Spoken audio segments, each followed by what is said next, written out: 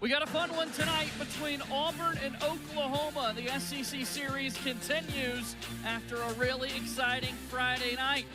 Saturday's contest should be just as good as Auburn looks to take the series, winning last night 6-4. Highlights from last night's game featuring a big output from the Tigers' bats. 3 home runs. Mason McCrane, Chase Fralick, and Eric Guevara hit that one 416 feet to straightaway center field. On the mound, Andreas Alvarez was special. Over 6 innings on the bump, 6 strikeouts to pace Auburn to a series-opening victory.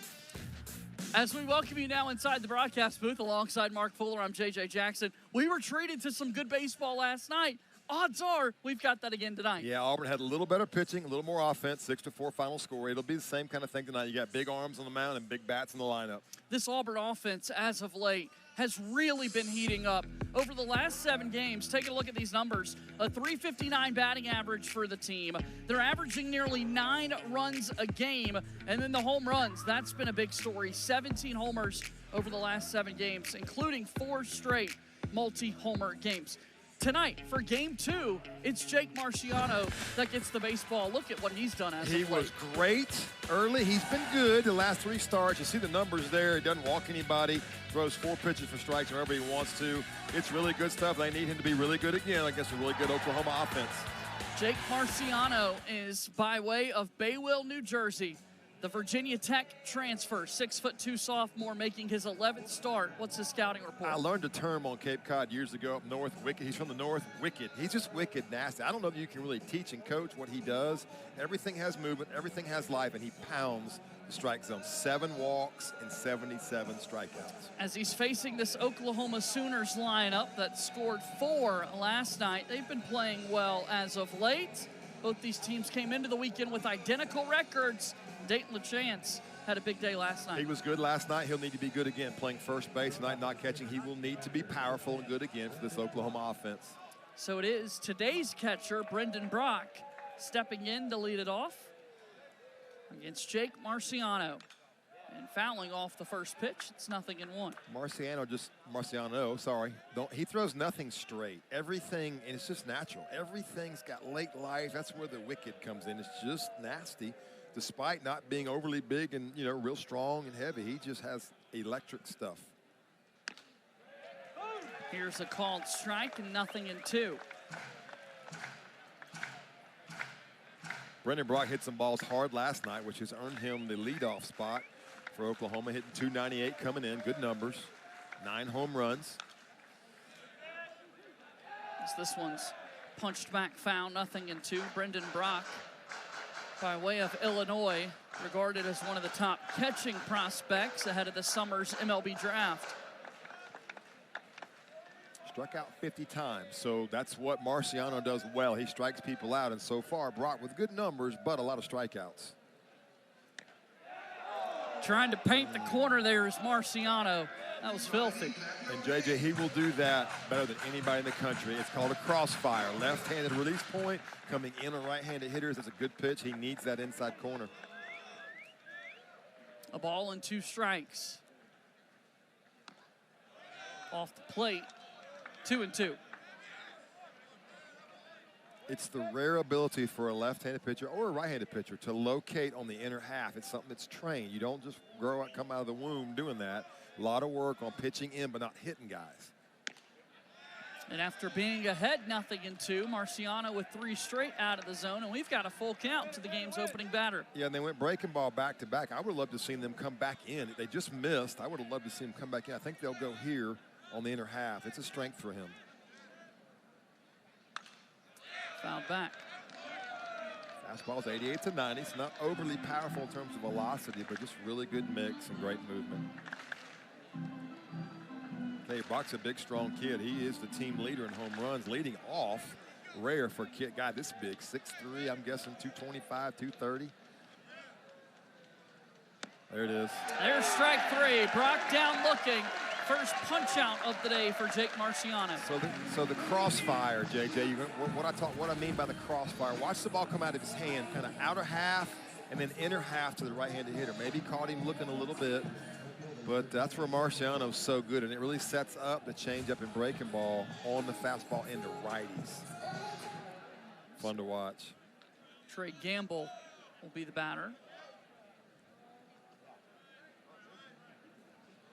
First pitch on the way, and it's hit well out to right field. Here's a single for the Sooners. They've got a one-out base runner. And lefties don't hit very well. I think it's below 120 batting average on his split, so good job there by Gamble. He throws strikes. Marciano throws strikes. No need to walk up there and take if you're an Oklahoma hitter. Swing the bat and swing it early, and he did. Dayton LaChance drove in a pair last night. The Canadian first baseman. He was the catcher in yesterday's game for Oklahoma. He's over at first today, hitting .314 on the season. He'll bat here with the runner at first. I think LaChance's strength as a hitter based on last night is off-speed pitches over the middle. And that sounds kind of obvious, but some guys kind of thrive on fastballs. I think he'll thrive on getting mistakes that are soft over the middle. Right there, Marciano started with a good slider. Here's a pickoff move for Marciano to chase Gamble back. Mark, Oklahoma opens up right, left, right in regards to how their hitters hit. And we've seen Marciano switch what side of the rubber he's standing on each time. Yeah, I like them. I like the move to mix it up like that by Coach Johnson. There's the fastball in, so pretty electric right now. Gamble's got 13 stolen bases. Oklahoma's stolen almost 100 on the season. They do like to run. And Fralick is pretty darn good. We talked earlier, Kentucky came in here with 100 bags and stole 1. Auburn's pretty good on the mound and catching at shutting the running game down. 0-2 on the way. Pop back up, foul. And the count remains 0-2. What's the advantage for Marciano standing on the third base side of the rubber up there? Well, I think versus a left-handed hitter, it's a different direction. It's harder to pick it up. The ball's coming from behind him. Versus the righties, I think it allows him to get to that inner half of the plate. The hitter sees it, but they can't, you don't know what's coming, so you can't go read that, but it allows him when he's over there, you see right there how far over he is. It allows him now to use the inner half of the plate versus the right-handed hitters. And throw his breaking ball to the back foot, which is where he likes to throw it, right here, 0-2. See another throw over. Keeping a close eye. Auburn pitchers are quick to the plate. So if you're Oklahoma here versus a left-handed pitcher, you have to go. It's a one-way lead, meaning you're out there and Gamble's going, and he goes first move, and he doesn't stop. He doesn't get in the rundown. He goes and challenges Auburn to make 2 good throws. Hit to left. Bub Terrell ranging over and makes the catch to put it away. 2 outs. And that was kind of my point. That was a mistake. That's a ball that LaChance could have hit out of here. He got a hanging breaking ball in the middle. Fortunately for Auburn, he was out front a little bit, but that's what he's going to do, and Auburn's going to be careful with him down the road here.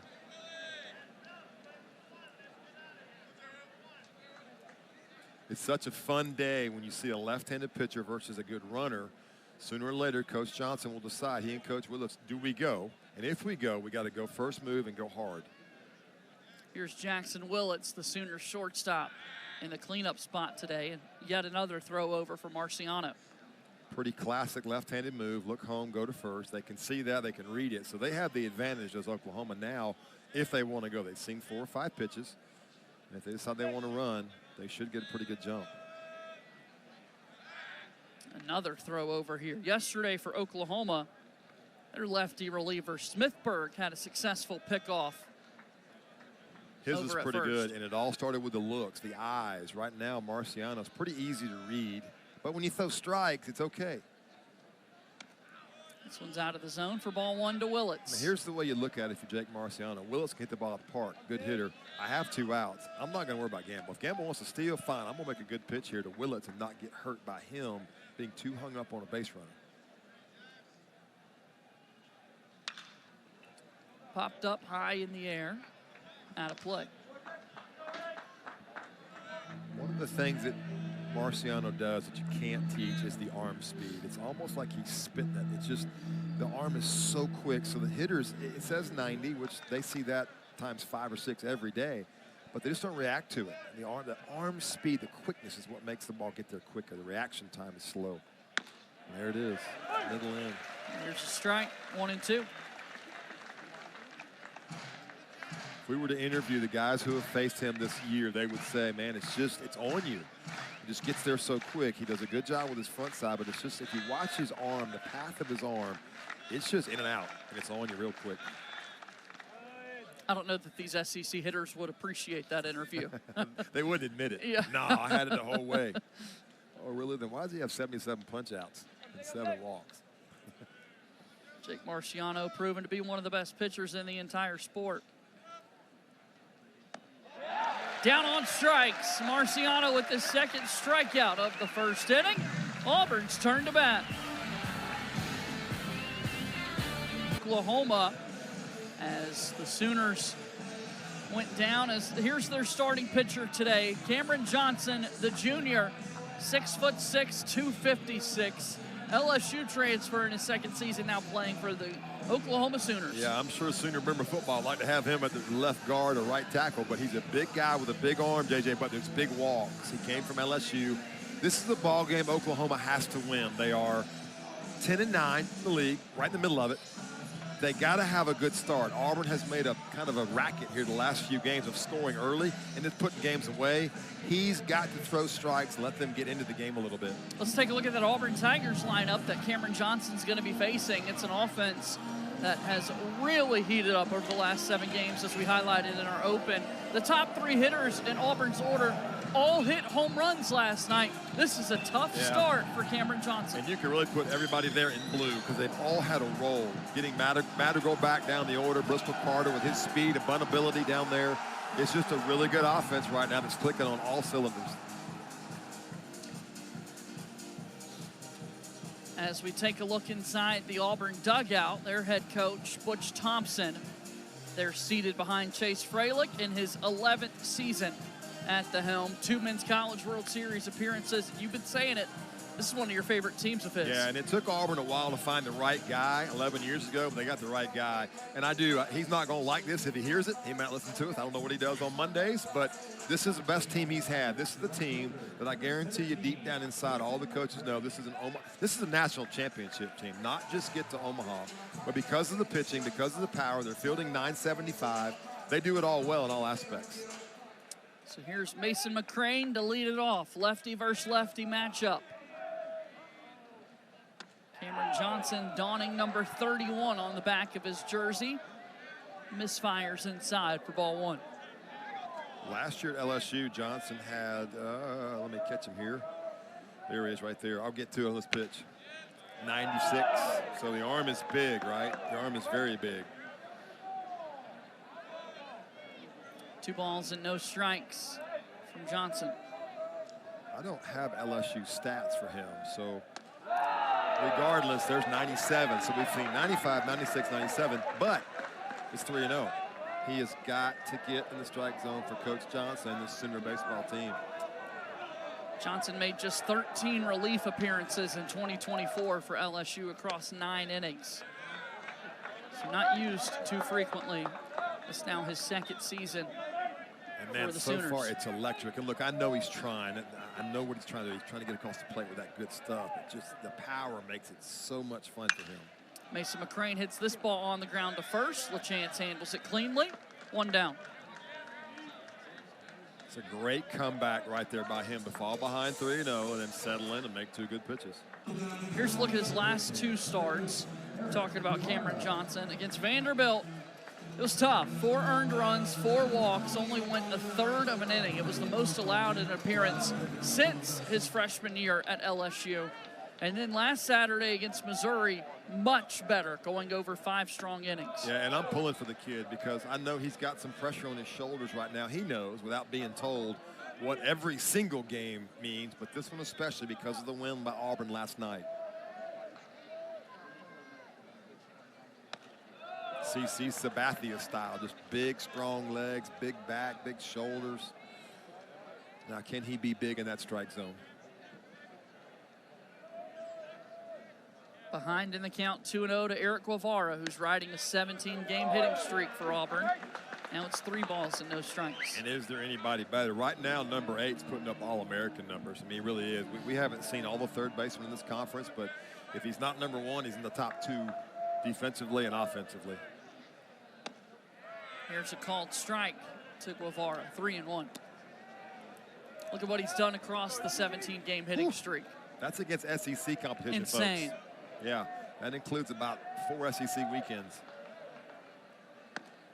This one's in there for a strike, and now it's 3-2. I mean, this is like cheddar cheese out there. This is 96. I don't see a need for a breaking ball. He's gone 3-0 on 2 guys, and he's come right back for 2 strikes. Payoff pitch. Foul ball here from Guevara.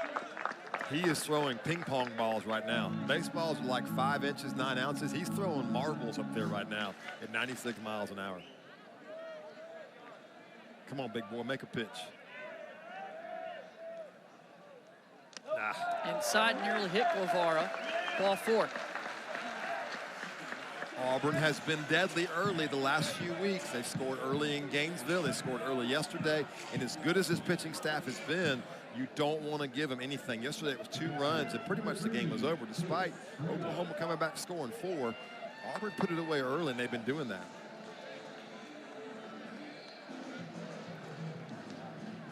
Chase Freilich strolls into the left-handed batter's box. Sophomore from Peachtree City, Georgia, takes strike 1. Homered in the first inning of yesterday's game. Getting ahead, right? Getting ahead of hitters. Coach Thompson talked about it last night, how pleased he was with the Auburn pitching staff. That was big right there for Johnson. Missed low and away for ball 1. Freilich has an even 50 hits on the season. 7 home runs, 15 doubles. Small learning curve for him. He rolled in here last year as a freshman and went to work, swing the bat, catching, and has kept it right on this year. Back to the mound. Johnson throws on to second. Over to first. They got it. That's awesome. Good for him. Took his time, set his feet, made a good throw. Double play turned by Oklahoma to end the first inning. 1 inning of baseball complete. We're scoreless. Great crowd on hand tonight for the second game of this 3-game series between Auburn and Oklahoma. 2 top 15 teams going toe-to-toe. As Jake Marciano will begin his second inning of work. And here's where he ranks in the SEC in various pitching categories, including whip, walks and hits per innings pitched. #1 in the SEC, #1 in all of Division I baseball. Like the nation, right? Yeah. Like the nation. If there's a college team in Japan, he's #1 internationally. He is really, really good.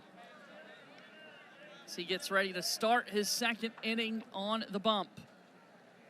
Leading it off here is Camden Johnson, the third baseman for Oklahoma. So good to see him out there now wearing a brace on that ankle. He took a line drive foul ball right off, well, not a line drive, a foul ball right off his shin yesterday, hobbled around.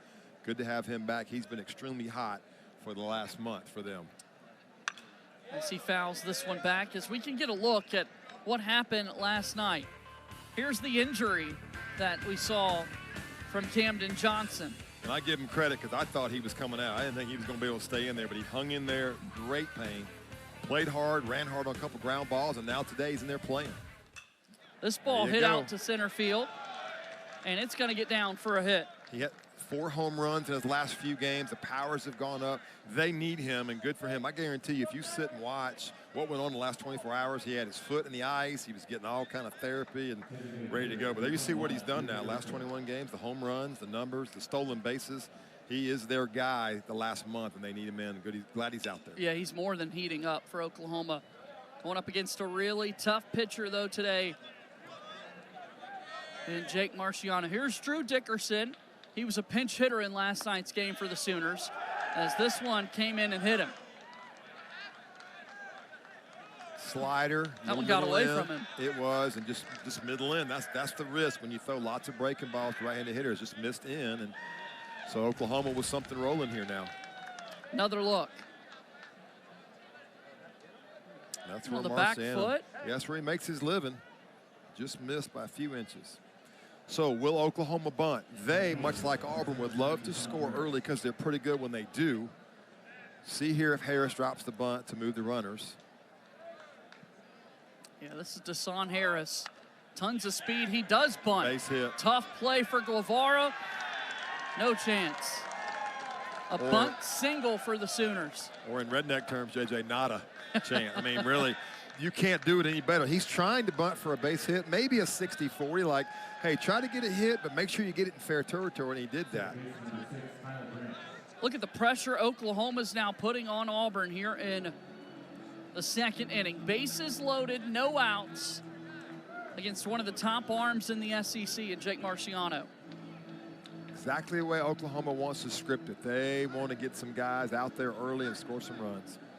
I was watching the Georgia-Ole Miss game a little while ago, JJ. That game was 8-0 Georgia in the fourth inning.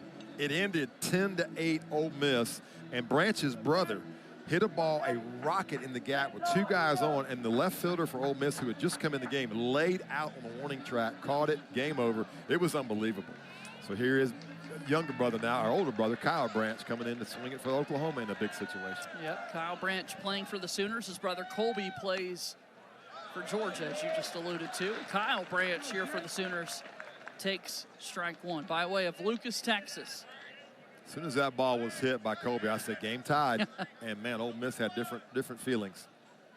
Every week, every game, we're treated to really good baseball in this conference. 0-2 here to Branch. Good change up there. Good pitch by Marciano. He would love a ground ball. He'll give the run up the way Auburn is swinging the bats to get 2 outs. Trade that any day. No balls and 2 strikes. Pitch home. Hit out to right field. Long run for McCrane. He's able to track it down. Tagging and scoring is Camden Johnson. And Oklahoma has their first lead of the entire weekend. And good for the Sooners. Second inning, yes, that's what you want to do. Put some runs on the board. Great job by Mason McCrane. That ball was smoked. He ran it down, took a good route. Oklahoma on the board, 1-0. So Jason Walk, the center fielder, will be the batter. First and second are the base runners. From Ackworth, Georgia. And the bunt is in play because he can fly. 13 stolen bases. Auburn has to honor it a little bit. Pitch. Here's a strike. It's 0-1. We've got a chance to see Jason Walk catching up with Auburn catcher Chase Freilich prior to today's game. 2 state of Georgia products. Georgia now boys going head-to-head in the SEC. Probably played summer ball together, some along the way. On the ground to third. Guevara steps on the back for 1. Strong throw to first. What a play. Major double play. Sooners load the bases, only played a run. We go to the bottom of the second. We're going head-to-head. Sooners played a run in the top half of the second, but a major double play turned by that man, Eric Guevara, the Auburn third baseman. He's a first-team All-American. I have no vote. But look how he turned his body first to get set, and then the arm strength to throw out a guy who can fly. Jason Walk flies. Guevara step, throw, cannon. That's why, in my opinion, he'll be a first-team All-American. And how big does that feel for Auburn after bases loaded, no outs, and Oklahoma's only able to plate a run? As this one bounces up to the plate for ball 1. So now if you're Cameron Johnson, all right, offense, thank you, boys. You got me 1. I'm going to come right back out and get out to this Auburn team. Had a really good first inning, got double play to end it. Now can he do it again? They didn't answer last night. When Auburn answered, they need to tonight. Yeah, both teams have already turned inning-ending double plays on a 1-0 pitch that misses low and inside ball 2. Cameron Johnson's a well-traveled man, Mark. He grew up in Maryland, went down to IMG Academy in Florida for high school, then went to LSU before transferring to Oklahoma. Ball 3. This is the fifth. He's seen a lot of the world, a lot of the country. He has seen a lot of the world. He's also seen a lot of the strike zone, the ball zone so far. That's 4 guys now to 5 where he's fallen behind 3-0. Excuse me, 3 out of 5.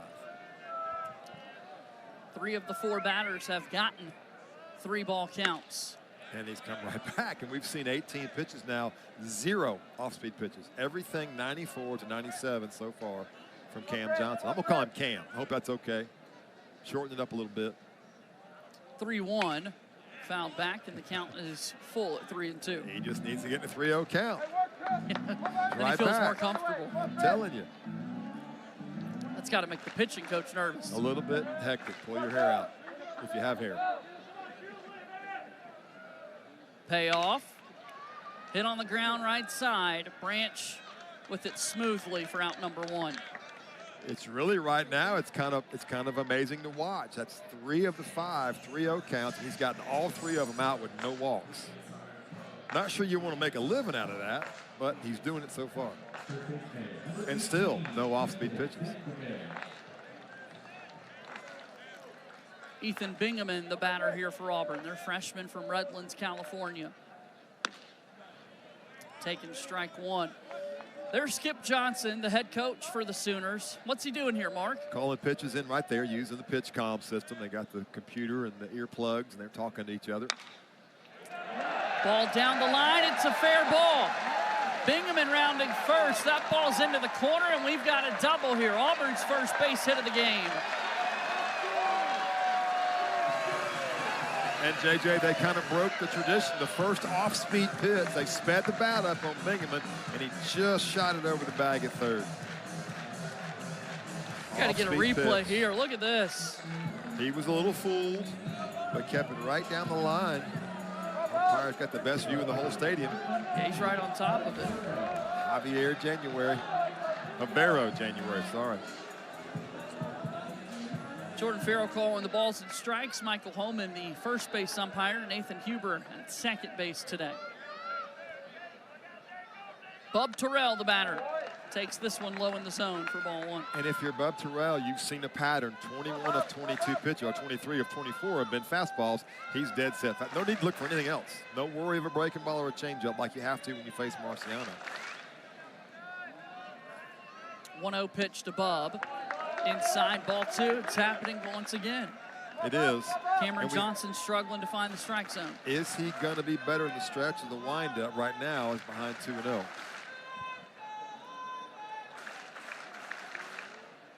2 balls, no strikes. Pitch. In there. 2-1. I love what Johnson does. It's easy. It's effortless.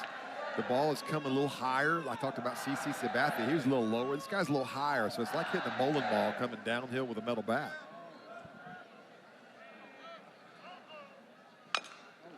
Bub fouls this one off his foot.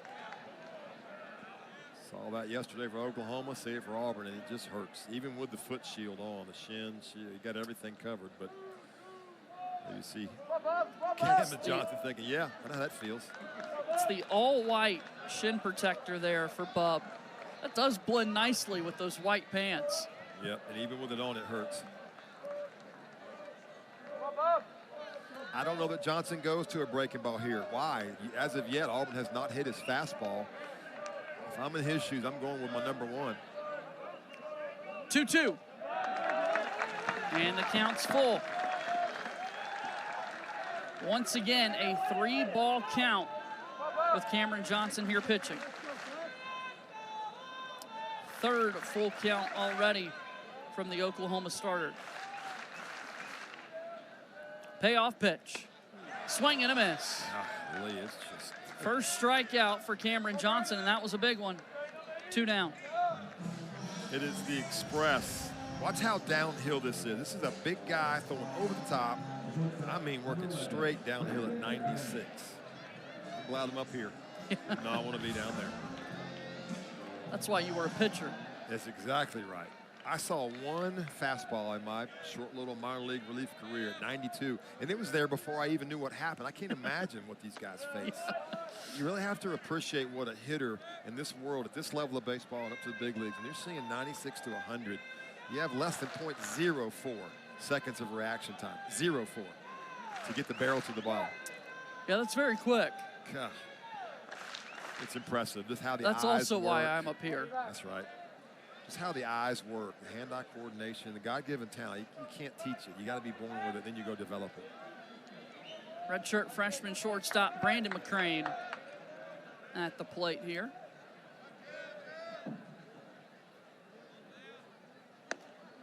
Takes a strike.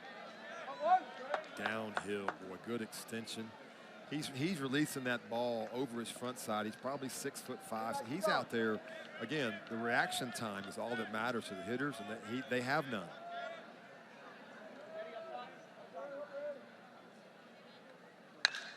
This ball hit on the ground to short. Willits, strong throw over to first.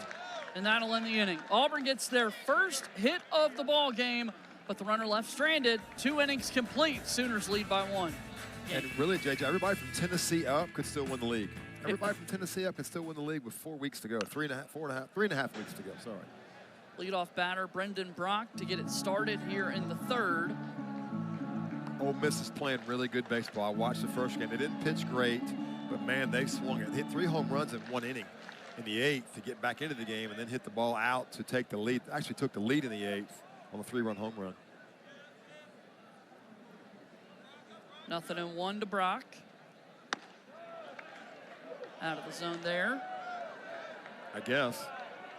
Yeah. He needs that. I mean, that's one thing you and I have watched him a lot this year. He needs that inner half, the crossfire left to right-handed hitter.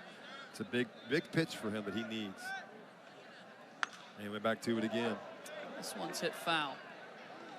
You know, Gabe Gross was very influential.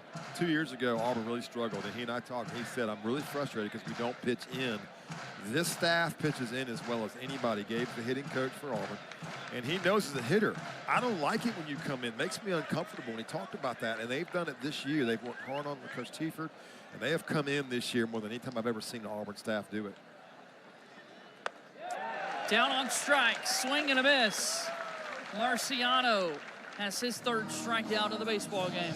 It's a back foot breaking ball with 2 strikes. Watch this. Watch the back foot of Brock. Boop, right there at it. As long as you get it down, it's just impossible to hit.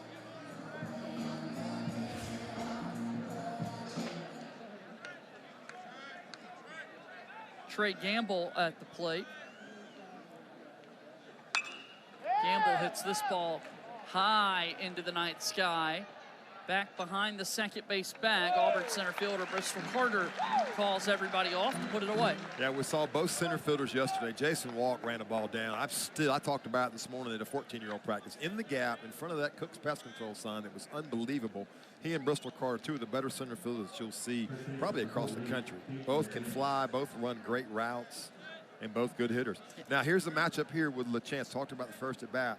He loves off-speed mistakes. He hit a ball hard his first at bat on a hanging breaking ball. See if Auburn and Marciano can avoid that. 2 down. Pitch to LaChance in there for a strike. First pitch changeup. Jake Marciano can throw 4 pitches. And you say, well, he's only got 3. No, he's got 2. He's got a 4-seam, a 2-seam fastball, change and cutter, and then you saw a slider. There you saw a changeup for the first pitch.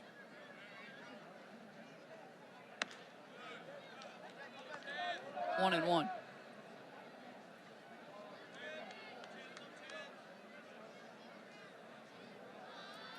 Dayton LaChance, the Canadian, now playing SEC baseball.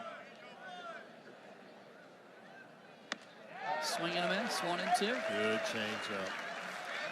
Really good changeup. LaChance started to walk off like that was strike 3. Yeah, he forgot to Hang count. in there. I mean, Marciano, he's just a strikeout guy. He's got 80 on the season. We had 77 coming in. Now he's set up for another one. Hard hit ball back up the middle. There's a hit. Chance picks up where he left off last night. They tried to come runner. in, and they missed over the middle, and a Chance made him play. He's played really good baseball, caught well. 12-game hitting streak. Let's run through what happened with LaChance and Marciano. First pitch change up, good. Hanging breaking ball missed, no change up. Then a change up, and then a fastball too much over the plate. Knew what to do with it. It's Jackson Willits is at the plate. He'll take strike 1. Willits, the batter, is the son of Reggie Willits, who is the associate head coach for Oklahoma. And his younger brother, Eli, was the #1 overall MLB draft pick this past year.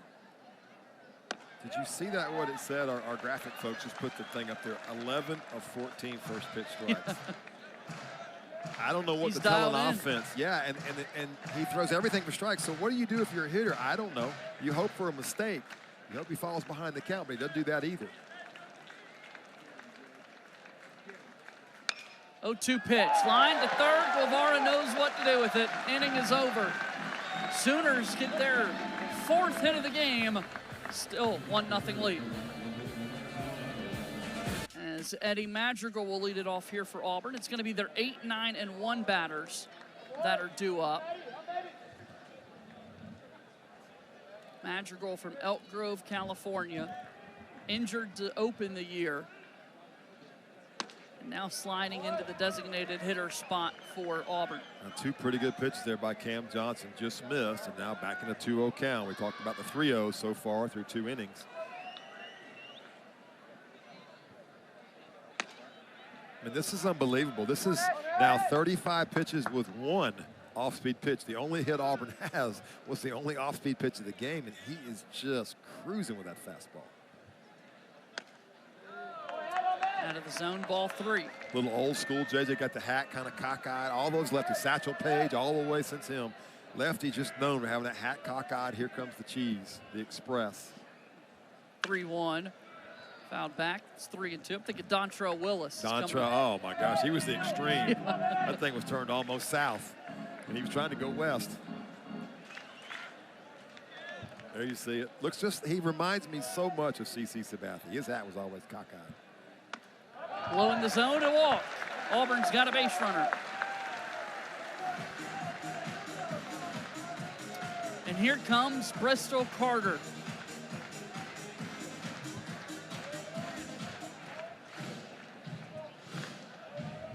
How will Bristol Carter fare here facing against Cameron Johnson?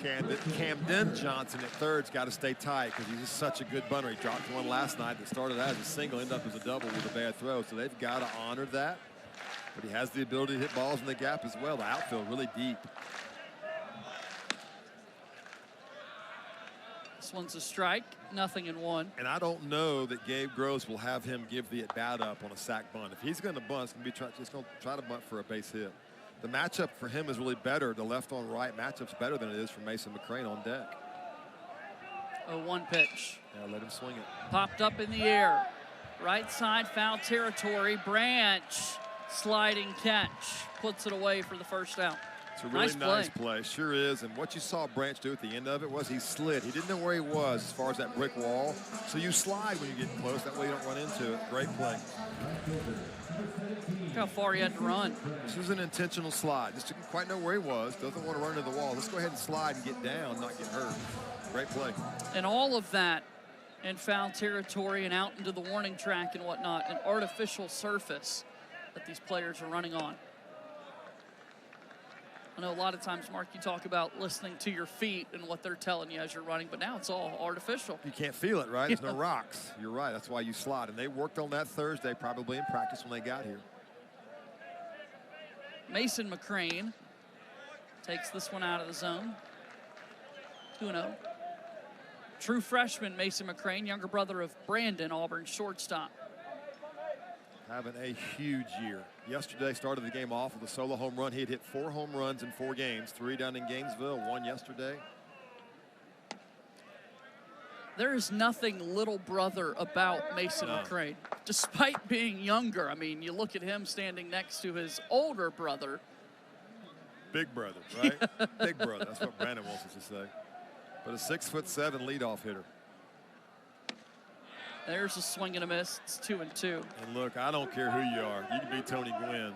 Left-handed hitters are not going to have a lot of success. There's Big Brother. Left-handed hitters are not going to have a lot of success against Big Cam Johnson. It's just major challenge to get a barrel on the ball against this guy, left-handed especially. 2-2. Called strike 3. Mason McCrane goes down looking. 97. Just getting lathered up here after 43 pitches. Watch this. Yeah. Man, no argument there. Right down Broadway. This is fun. This is old school. I'm going to take my fastball and shove it. Good luck. That's kind of his mindset.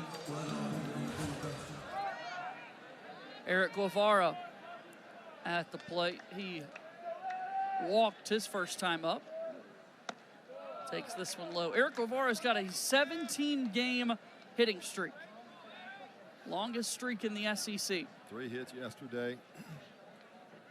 And then the defensive plays. We've seen 2 tonight. The double play and the line drive. He just does it all. Bounces up to the plate. 2 balls and no strikes.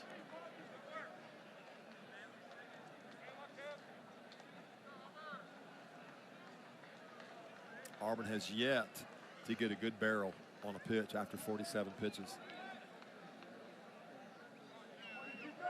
Trying to change that here. This one's in there for a strike. It's 2-1. Probably throwing a 4-seam fastball, but from up here, great life. The ball just explodes to the left and right, arm side mostly when he releases it. Madrigal, no threat to run, recovering from the knee injury. He's not going anywhere.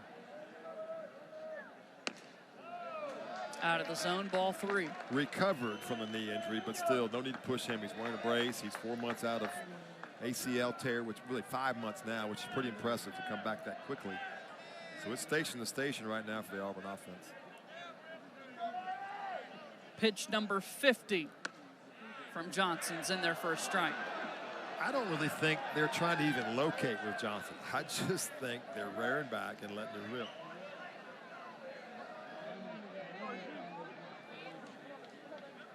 Three balls and 2 strikes.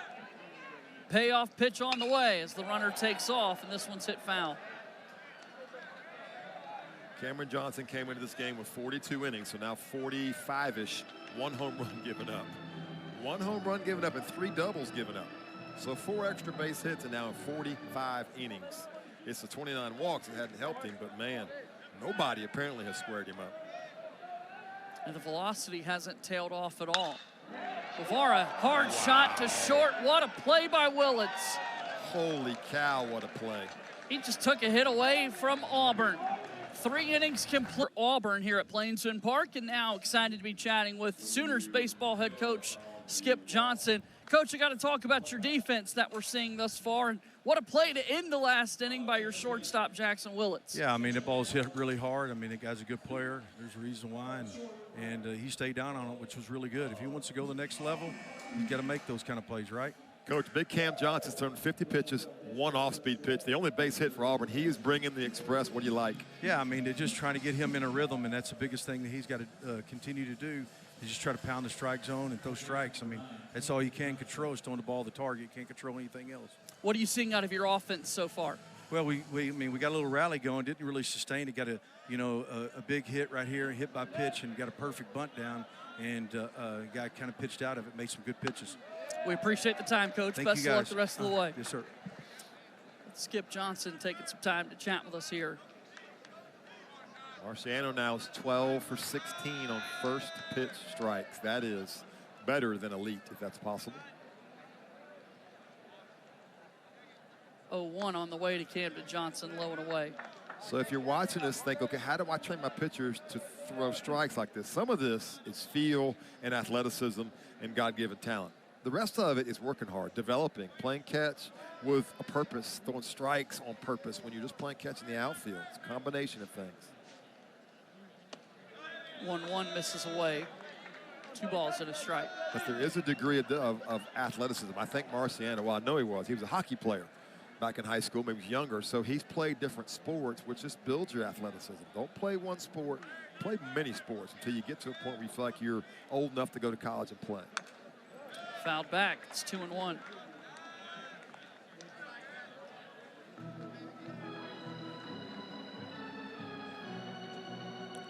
Base hit last time. Johnson got a breaking ball and hit it over the shortstop's head. Got things going for Oklahoma and scored the first run of the day.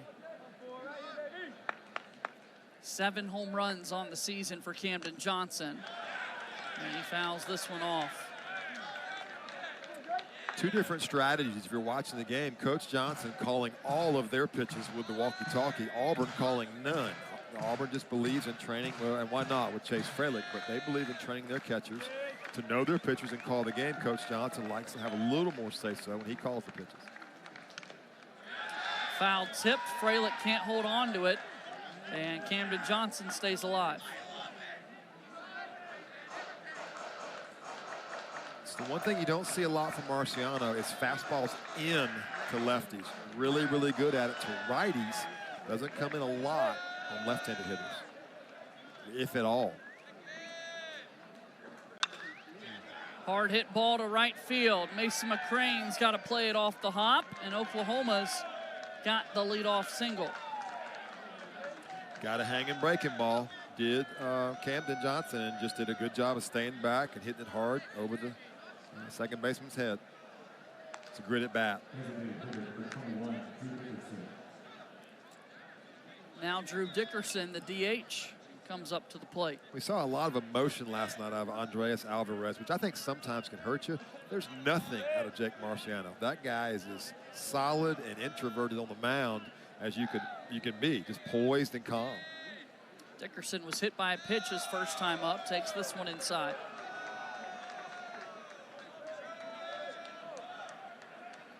As Marciano nears 50 pitches.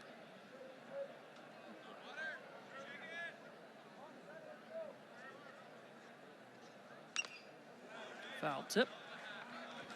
The breaking ball's been okay. Of his 5 base hits against Marciano, 3 have been on hanging breaking balls. The changeup's been real. That was a good one there. And I think he has enough really feel for what he's doing. He'll go to whichever one feels better, and they're both, both pretty good. But right now, it's the changeup that's been the best off-speed pitch.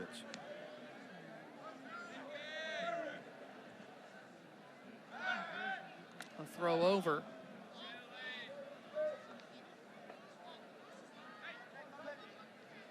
Dickerson at the plate by way of Lee's Summit, Missouri.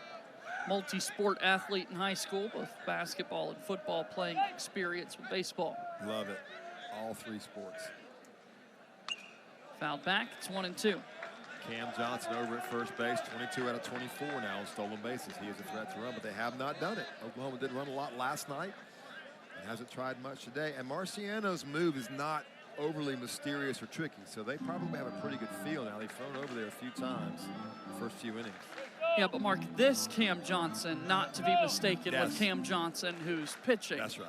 Yes, and about 100 pounds lighter. Here's a throw over as Camden Johnson skips back over to the first base bag. So again, Camden Johnson on the base paths right now. Cameron Johnson, the starting pitcher for Oklahoma. But Cam Johnson works for both of them as well. Just don't want to confuse people. He goes by Cameron the way he's throwing right now. 1-2 pitch out of the zone. It's good at bat by Dickerson. Seen a few pitches. You want Camden Johnson to distract Jake Marciano, and that way Drew Dickerson gets balls over the middle of the plate. Dickerson hits this ball high in the air out towards left field. Bub Terrell back right in front of the wall and able to put it away. You could hear it here. It was not on the good part of the bat. It had a hollow sound to it. That green monster can wreak havoc and just short. It's like everyone in the ballpark held their breath for a second, except Bub Terrell. He was like, "No, I got plenty of room." I got this. How much fun? Back dude. How much fun does Bub have playing baseball? Well, and he showed that back in the fall. They brought the Savannah Bananas in here, and he stole the show from everybody, including them. They might not come back because of Bub Terrell.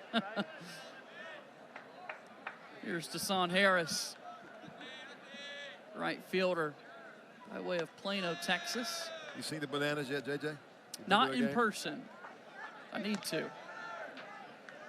We were in Colorado, Denver last year at Mile High Stadium. I wanted to go by and see the stadium. Didn't know what was going on. We pulled up, and there was 2 miles of yellow. There was 80,000 people there to see the Bananas play. You quickly learned why there were a lot of people there. Do you call it playing? Are they playing? What are they? I don't know. Do they play? Oh, they're playing. And also performing. I was a huge Harlem Globetrotters fan back in the 80s. Same. And so I guess it's the same mentality, and boy, it has taken the country by storm.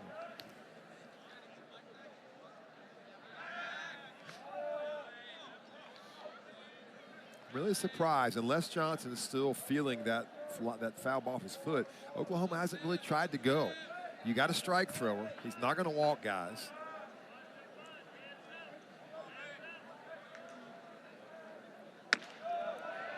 In their first strike. Absolutely dominates the strike zone.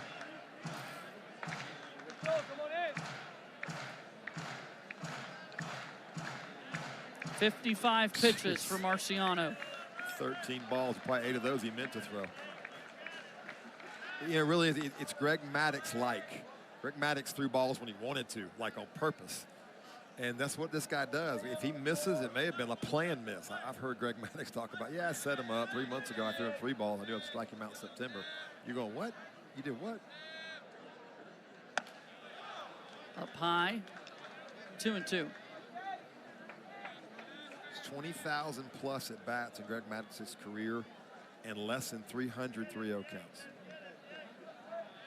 And this guy, Jake Marciano, very similar dominance in the strike zone. Throw over to first. Runner takes off towards second. We see McCrane miss the tag initially, but then able to get it. Camden Johnson's out. Auburn caught him stealing. Silly sequence there at the base itself, but nonetheless, Auburn gets the job done. Look at this. So he's going. First move he goes, right? Really good throw right there by Bingham, and really good throw. Missed him, safe. Came off the bag, got him. Good effort from both parties. And, you know, that's why I continue to kind of harp, JJ, on the feet first slide. If you go in feet first, now you can avoid it, you can reach around with your feet, but if you go in feet first, you're going to pop up and go in the bag. If you go in chest first, that happens a lot, especially on turf. We're on dirt here. But that's what you do if you're a pitcher. When you have a good runner, you keep throwing it over there. You keep pounding away, mix good pitches in. And Marciano did that, and they got him. They guessed right. 2-2 on the way. Fisted foul. And a nice snag. Wow. And a back injury. Great play. Nearly turned into a backflip over the seat. Look at this. Holy cow. Ouch. Right on the backside. Man. Gotta love it. He's playing it off. Right now, he's going, that hurt so bad. We got to play. McCrane, strong throw, gets the out. The inning is over. On to the bottom of the fourth. Oklahoma's got a 1-0 lead. In the bottom of the fourth inning. Last night, Auburn was able to pick up the 6-4 win. Andreas Alvarez, pretty special what we see out of him, Mark. Andreas, just great mix. Breaking balls, change-ups, elevated the fastball, then pounded hitters in. And you see him, very emotional guy. Fielded his position, 4 1-3s. We talked about that, so a great day all the way around for him. And now he's here to join us in the fourth inning. How special is this? Now joined by Andreas Alvarez. You can see his line there, 6 strikeouts over 6. What are you most proud of from last night's game, Andreas? Just bouncing back from the last week. Kind of struggled over at UF and just really needed a good bounce back weekend. Andreas, first thing is Saxon Roberts around? Keep him somewhere. Hopefully he's tied down somewhere, your roommate. I don't know. He's probably over there going and eat some cantaloupe somewhere. What pitch felt the best last night, if there was one? My fastball, I would say, that always feels good, but my cutter was really the difference maker. Tell me about those defensive plays that you made. I mean, like we mentioned, you had 4 assists defensively. Yeah, it was a weird night, honestly, because then even Jackson Sanders came in and he did the same thing, came in and made some great plays as a pitcher. How much time do you guys spend practicing those things? We spend probably an hour every Thursday, Monday. It's a lot of time to Too make much, those right? plays. I don't know. I enjoy PFPs, but some of the guys on the team don't. Now tell us about the offense that we've seen as of late from your perspective, Andreas, as you're getting hydrated. That's important. But over the last 7 games, Auburn's averaging nearly 9 runs a game. What are you seeing from your teammates? It's been awesome. They're swinging the bat with a lot of confidence right now. We kind of went through a little struggle period, and they bounced back. They got to work, and it's been awesome to be able to pitch behind that. Let's watch this pitch by Big Cam Johnson. I want to ask you to compare the personalities of Jake Marciano and you. Tell us a little bit, because Jake seems like he's asleep, and you seem like you're a linebacker. We actually laugh about that. He's a really calm dude, and I mean, obviously it's really fun. Look at this. That's the tennis and chase right there. It is. Fralick poking this one down the third base line. He's got a leadoff single. Jake is a super calm dude, so it's actually hilarious to watch him pitch because, especially like for me, I'm just like, what is does he even like know that he should be fired up right now? And then I'm sure he watches me pitch and he's like, he needs to relax. I'm happy to know that Christian Chatterton wants to make sure you got sunscreen on with the sun bright setting. right now.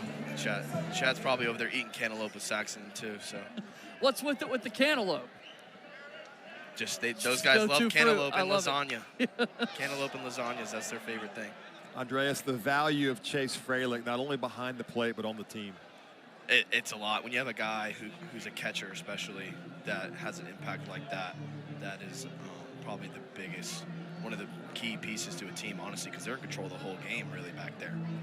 How much do you change pitches when he calls them last night? Just last night, let's talk about that. Honestly, not much. Like, usually we're on the same page, but it's weird because if we're not on the same page, we're completely on the opposite side. So I got to shake 4 times to get to that pitch that he knows. But I mean, for the most part, I'm agreeing with what he wants. Is that similar to what we're seeing out of Jake Marciano? Yeah, Chase does a really good job at getting connected with us and making sure we're on the same page before we even go out there. Was that a selling point for you when thinking about where to pitch in college? Honestly, no. Just because I didn't really know what was going to happen with any of the catchers. Honestly, it's a great privilege to be able to call our own games you don't have a coach doing that, and that's great. Last question for you here, Andreas. What has this coaching staff as a whole meant to you this season? They're everything, honest. They fire me up for sure. They give me the most confidence in the world to go out there and compete and just have the utmost respect for all those guys. They work their butts off every day for us. I think I know your answer, but can this team win a national championship? Oh, for sure. For sure. What's the strength? What is it you think that you see that says this team can win it? You were here last year with a good team. What's different? We compete all 9 innings, and I mean, there's no letting. We're not getting out of the games. We're gonna outpitch just about everybody, and we just need to be able to swing the bats with confidence, and we've been doing that lately, and we've been being pretty successful. Andreas, we appreciate the time. Go have some fun with your teammates. Go have some cantaloupe. Yeah, these guys love cantaloupe and lasagna. It's weird. I don't know. Thanks, Andreas. Thank you. Oh, that's great. Cantaloupe. He's got a broadcasting future whenever baseball's done. I think he's going to play a long time, but when it's done, we'll be listening to him somewhere.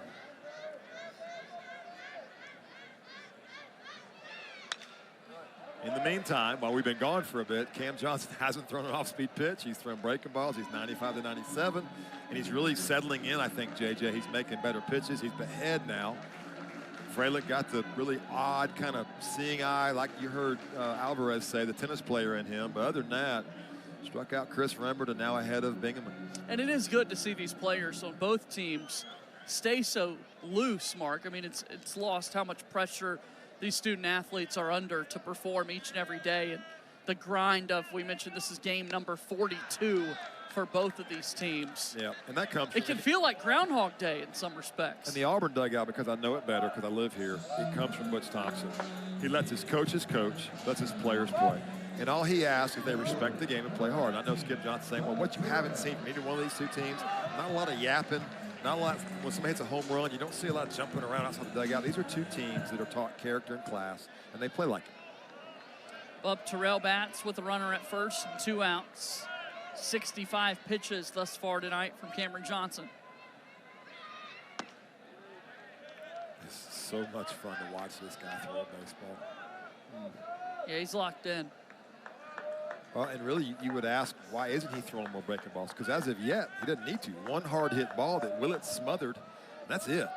Until Auburn squares him up, why not? The command has been shaky, but yet they still haven't squared him up. It's been better this inning. Yes. 6 3-ball counts through the first 3 innings. None so far. That could change here, but the command's been much better for Johnson. 2-0 pitch in there for a strike. You know what? The rhythm, a lot of times when you see a guy that walks guys, he'll be a max effort guy overthrowing. This guy's rhythm is like he's in the backyard playing catch. It's smooth, easy, looks like he's relaxed. 2-1 pitch. That's out of the zone. 3-1.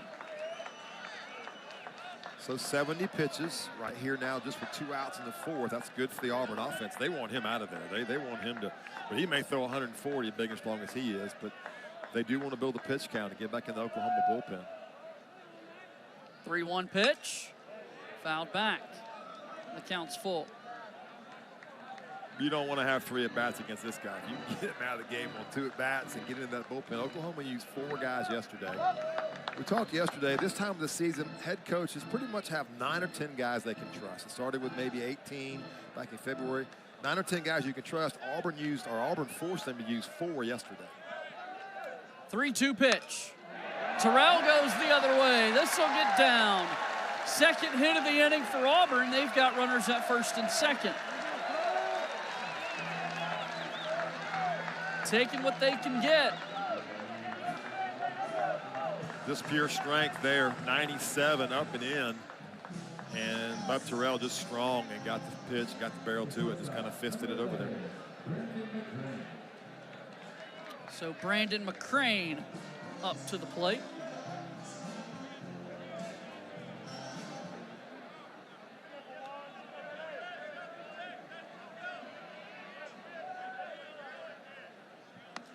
Out of the zone.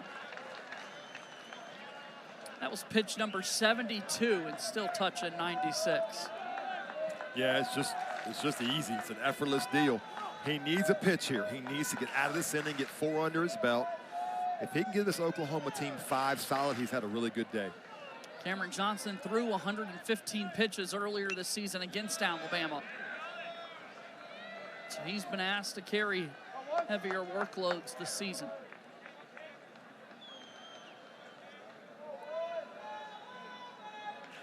There you can see his total pitches by inning. 21 thus far in the 4th. Auburn looking for their first run of the game.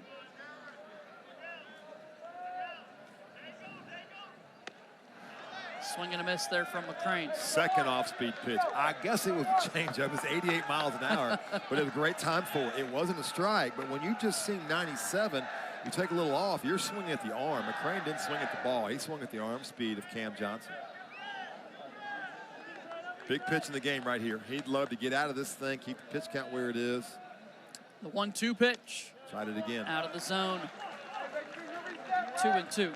I like it. Why not? Double up on it. Try it again. Now he'll go back to the fastball. Chase Freilich runs at second. Bub Terrell running at first. Auburn's offense with 2 outs here in the 4th inning.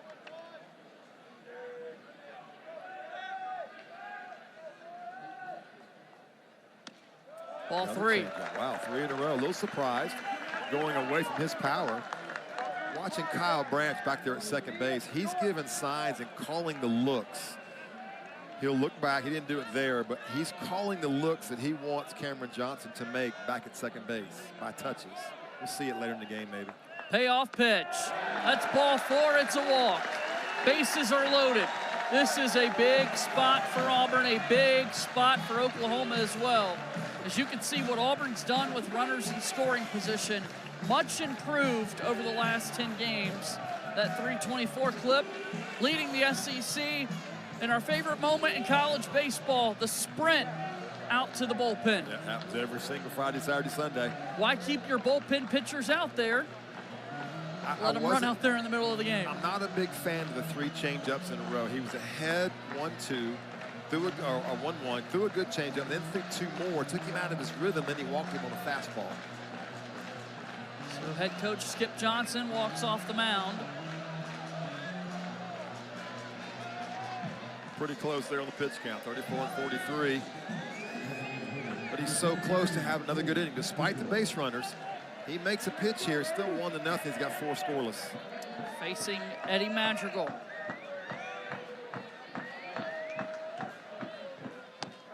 Outside. I don't know that I see anybody throwing yet in the Oklahoma bullpen. There's a little bit of movement. They're all down there, as you said, the sprint. In there for a strike. Pitch number 80 at 97 miles an hour. Man. Special. I don't think we'll see any off-speed pitches here, not left on left.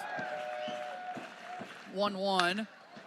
High chopper to second. Branch gloves on to first, and the inning is over. Auburn loads the bases. Nice job by Oklahoma to get out of the jam. We've played 4. Sooners lead by 1.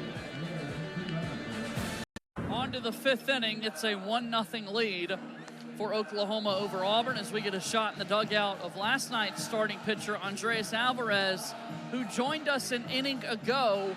And what a fun conversation we were able to have with him, Mark. Yeah, and apparently there's zero connection to Cantaloupe and whatever else in the dugout. He was just told to say that by his 2 roommates, and so he did. So we had to talk there about all kind of fruit and vegetables, and there's no correlation to what goes on in the clubhouse. Yeah, it's nice to get some of that insider information, right? That cantaloupe and lasagna and the eating preferences of some teammates. Baseball players are a mess. You spend so much time together, rain delays, long nights, extra innings. You invent stuff to say and be goofy at.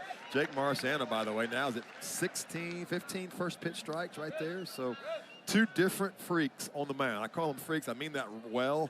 One guy's just blowing gas with fastballs. The other guy's getting ahead and throwing 3 pitches for strikes. Inside, 1-1. That's what we keep talking about. You do this every single day. Yeah, Baseball's, you got to find something to break it up. Light people's feet on fire, and you put on your rally caps, and you do all kind of put gum in people's shoes, all kind of stuff. There's a swing and a miss. Awkward look there, almost like Branch might have been looking for a fastball in, maybe cheating a little bit. Marciano threw him a hanging breaking ball up and out. Really wasn't a strike.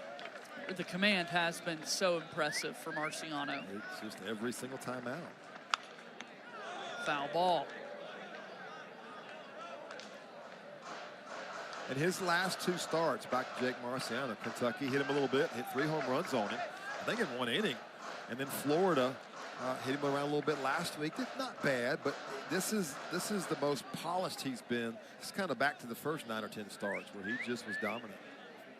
What a ball game. Man, we got one tonight, don't we? It all begins with pitching.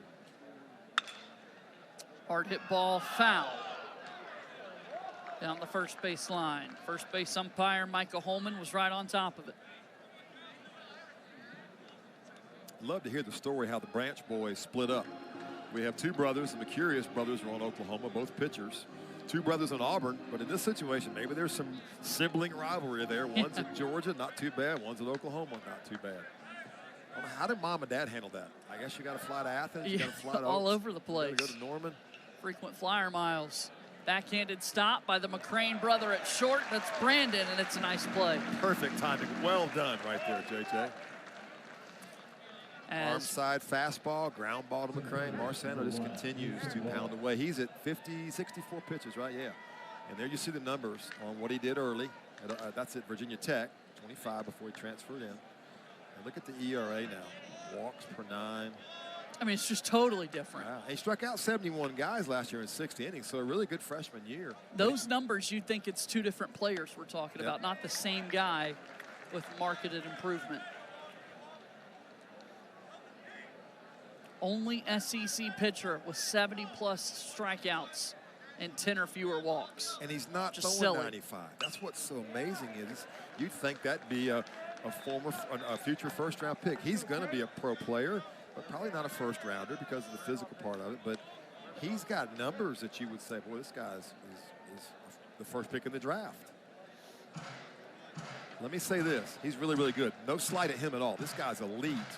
But the professional ranks, they look for the 6'4", 6'3" guys that are throwing, 95 to 100. 0-2 out of the zone. It's 1-2.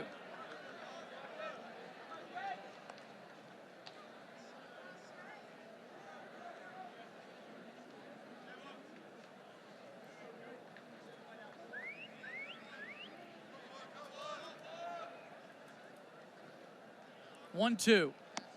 Swing and a miss. Walk down on strikes.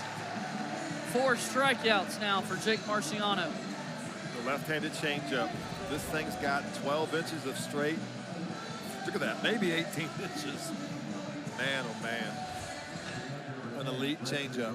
He really has gone to it more tonight than the slider because he's feeling it. Why not?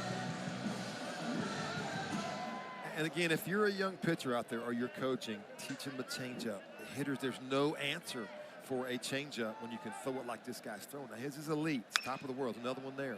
Leadoff batter, Brenton Brock hits it foul. JJ, you've been around baseball a long time. What do you always hear hitting coaches say to hitters? One thing. What do they always say? Swing. Well, yes. Stay back. Stay back, stay back, stay back. Why? Because we're not patient people. We don't like staying back. And the changeup takes advantage of that. Swing. It is important to swing. You're an offensive guy. Come on. Pitching.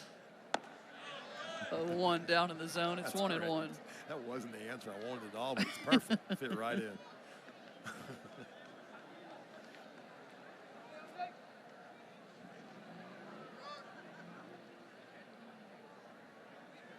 Another one. It's such a good changeup. He could just about tell him it's coming. And if he throws it arm side down and away, they're not going to hit it hard.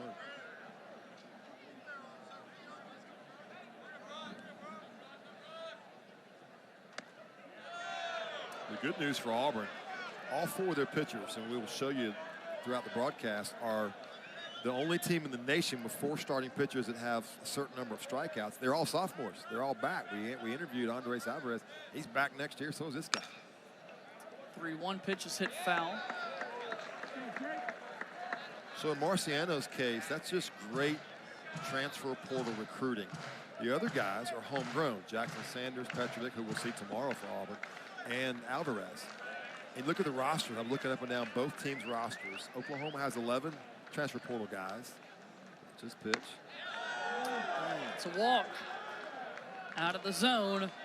Just the 8th time this season a batter has walked against Jake Marciano. Oklahoma has 11 portal guys, 11 JUCO guys, and 14 high school guys. Auburn, 16 portal guys, 19 high school guys, and 1 JUCO guy. So different philosophies for Coach Johnson and Coach Thompson. But Auburn's done a good job of getting young guys in the portal. That way you can develop them, keep them around a little bit, not lose them year in, year out. There's Trey Gamble.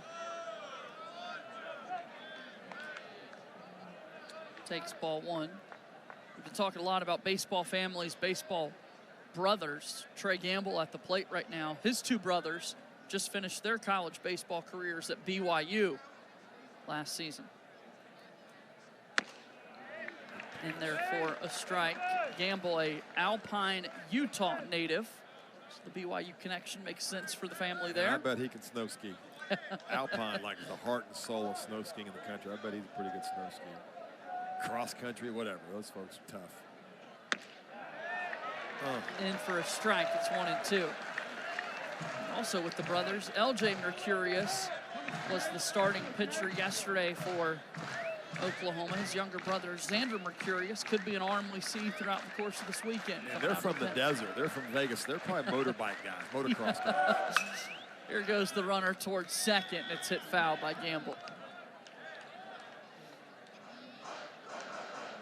There's tons to do in Las Vegas. Trey Gamble swinging the bat really well right there. 365 with guys on base. So done a good job for them. Too much. Sorry, JJ. Too much to do in Las Vegas for me. I'm good here in Auburn, Alabama.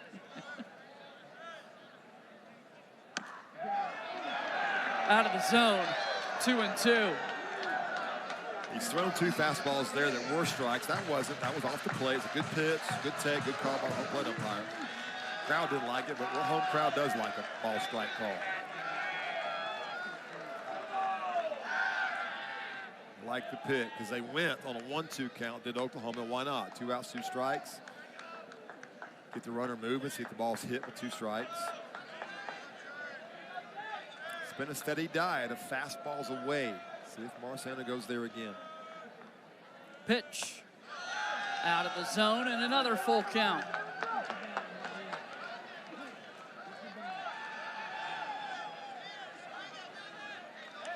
Got your notepad out and you're learning, and you hear me say quick arm. So I want you to watch if you can. It's really hard to see. It's better here in person, but you just see the arm of Jake Marciano sitting around 89 tonight, but the ball gets there quicker than that. Back-to-back walks.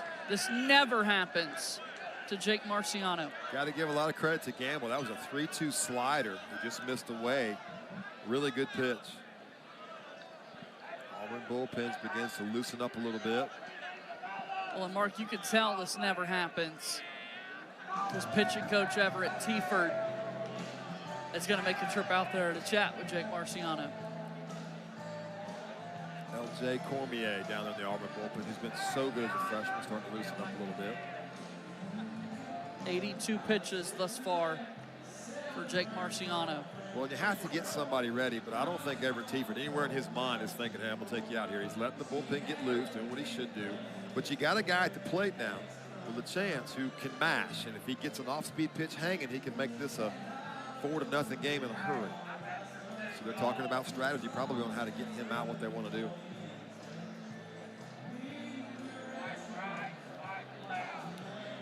I have a question, JJ. Why do all pitching coaches cover their mouth right there? Like, who's reading lips? They all do it, every one of them. It's not just Coach Tiefert, who, by the way, has done a great job with the staff, but they all do. It's like there's somebody somewhere in Oklahoma with like binoculars, and they're reading lips and sewing it back into Coach Johnson. And it's not like people are, you know, the accuracy of Yes. lip reading is Yes. nowhere near 100%. Yeah. So in some ways, Mark, you might be just as well off to not cover it up Yes. and still not be able to decipher what you're saying. And maybe don't cover it up and say something different, like say something that you want, you know, wrong, right? Anyway, back to the game here. Yep, it's Dayton LaChance with 2 on base. He's at the plate.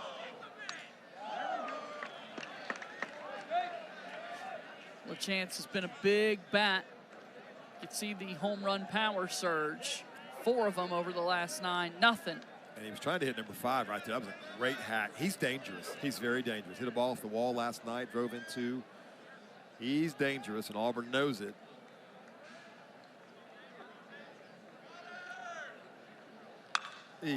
Hard hit ball to left field. They're going to wave the runner to the plate. Bub Terrell's throw is late.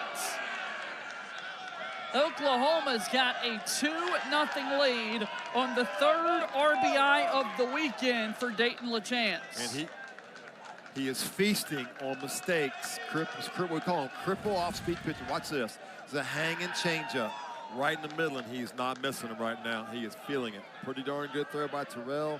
Too much speed for Oklahoma. 2-0 Sooners. We see the shortstop, Jackson Willits.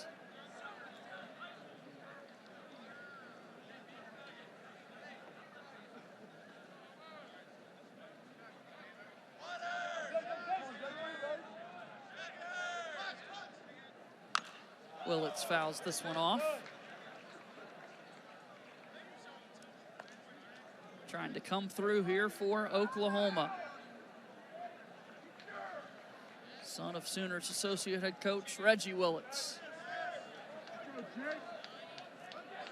LaChance There's knows Dad. to run. Yep, there he is. Runs the offense, calls the signs in. And you know what? This is no fun coaching your son. I mean, it's easy to coach everybody else's son. It's not any fun to coach your own son.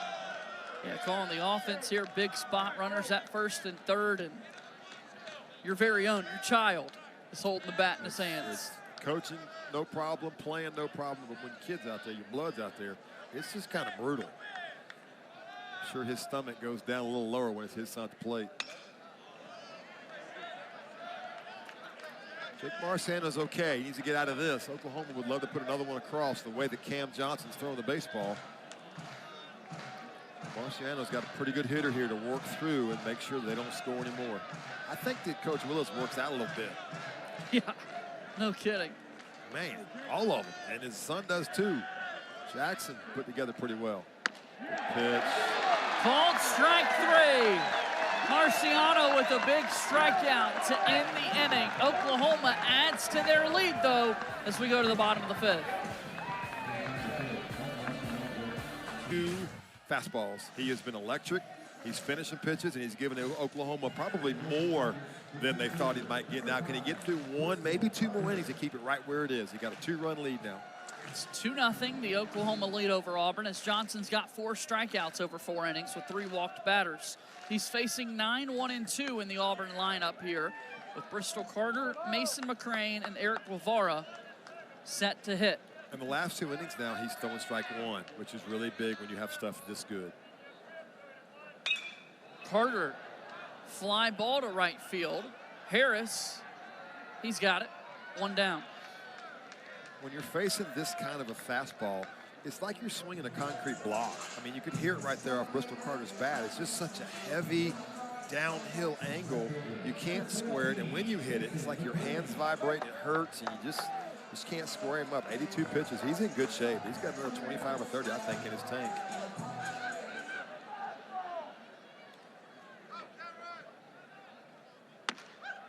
Mason McCrane takes this one out of the zone. And I think Cam Johnson is somewhat settled in. A little rocky the first inning or two, 3-0 counts. Now he's getting in there with it. That's a good pitch. He needed that one. That was a good pitch.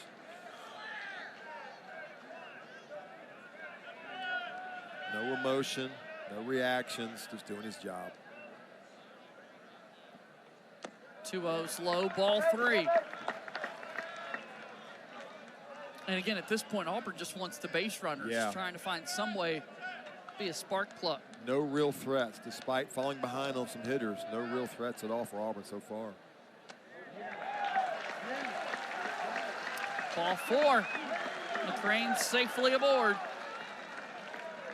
I think in Coach Johnson's mind, I think he probably feels pretty good, like the bullpen may get going because Cam Johnson's given him a really good start into the 5th. Now you don't mind going to your pen with a 2-run lead if you've got some guys down that can give you some innings.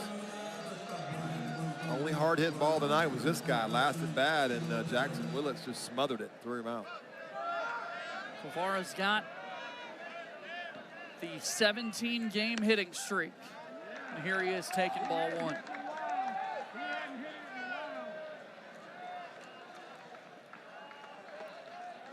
"17 games, and most of that's been done in the likes of Kentucky, Florida, and Arkansas, and now Oklahoma."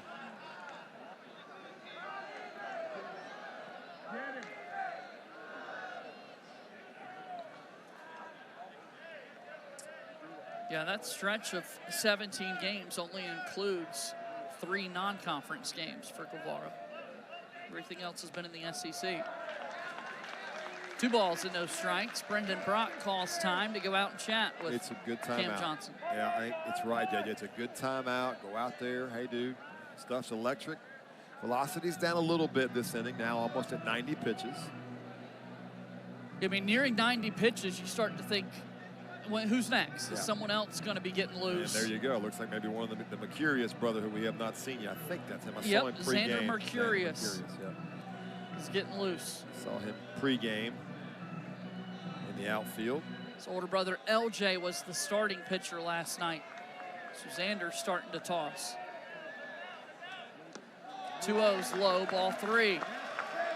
And I don't think it'll take long for Coach Johnson. Again, he's given them some good work through 4+. 10th 3-ball count.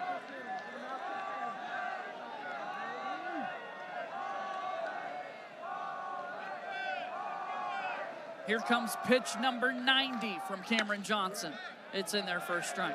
And nobody knows better than Coach Johnson if he sees a fatigued pitcher after 90. He's had to work hard. He's had to come back from a lot of counts. So in Coach Johnson's mind, if those years of experience tell him, hey, my guy's a little fatigued, then yeah, the bullpen's hot. Strike 2. And he's down, right? It was 97, now it's 94. I would like to have been down like that back in my day. Payoff pitch. Guevara, hard hit ball out of the glove of the second baseman Branch. They'll get the force out, toss on to first, gets past the first baseman LaChance. Guevara now goes to second, and oh my goodness. We got all kind of stuff. Now Oklahoma's going to say, that was chaotic. JJ, get this. Oklahoma's going to say that Mason McCrane interfered with the play at first. That's what Coach Johnson's arguing right now. I don't know if that's reviewable, but I think that's what he's saying. McCrane got in the way.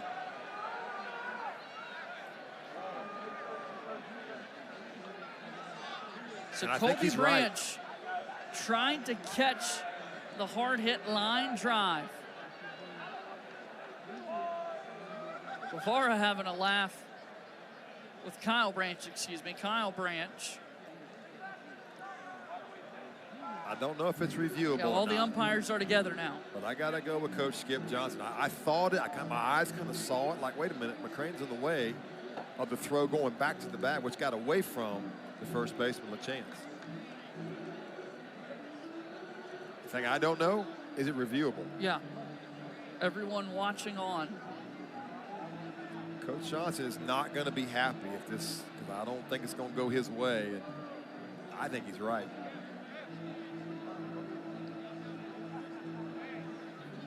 I was wild.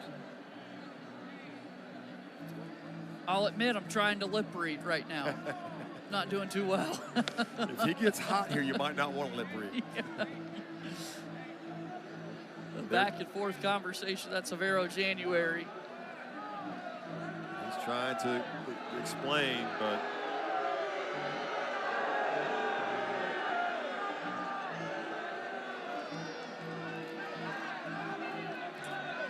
see what the umpires ultimately come to. Cameron Johnson just threw a couple of pitches to the plate. hey, Mason McCrane did right. He saw the line drive. He didn't want to get doubled up, so he's going back to the bag. Well, the ball's dropped. Here comes Guevara. All right, here's the play. Watch Mason McCrane. All right, good job. Now I'm going back to the bag. Because it But was now, dropped. That's right, not a catch. There's the out of McCrane. Now watch this. And there's McCrane. McCrane. Blocking the view. Yeah. And then once Guevara saw it get past LaChance. And this crowd's not a big fan of Skip Johnson, but he's just trying to get an explanation. And good for him, he's keeping his cool. Been doing it too long to lose his cool, but he's And right. What's clear to you and I right now, Mark, is that this just isn't reviewable. Yeah. Yeah. And I think Sooner Boomer is right, but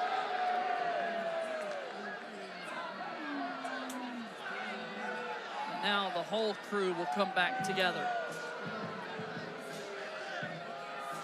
oh, just to have an intercom in there, Yeah. have a speaker in that we could hear.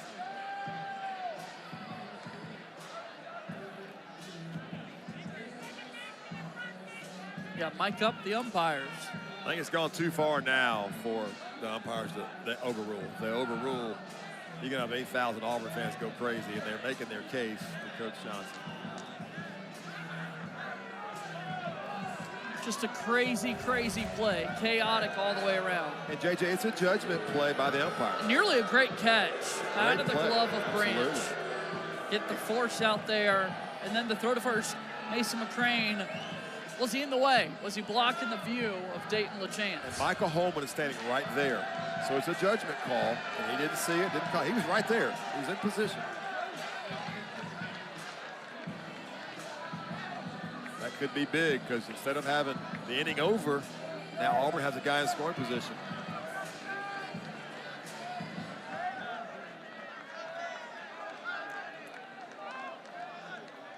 Here's Chase Fralick.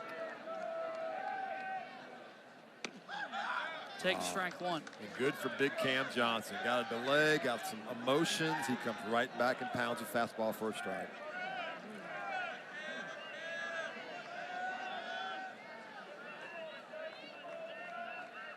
Oh, 1 pitch. Out of the zone. First breaking ball of the night at 94 pitches. A pretty darn good one. Not sure where it missed. First breaking ball of the night at 94 pitches. 3 or 4 change-ups. Other than that, all heat. This one misses low. Official scoring, by the way. Guevara safely reaching on a fielder's choice and then advancing to second on a throwing error by shortstop Jackson Willits. There's ball 3. Both teams with 1 error each tonight, and they pride themselves on clean defense. We're supposed to be neutral, but I'm kind of in Cam Johnson's corner right now. I want to see him finish this inning and keep that thing at 2-0. Sorry, Auburn fans. I got to go a little bit Sooner Boomer here.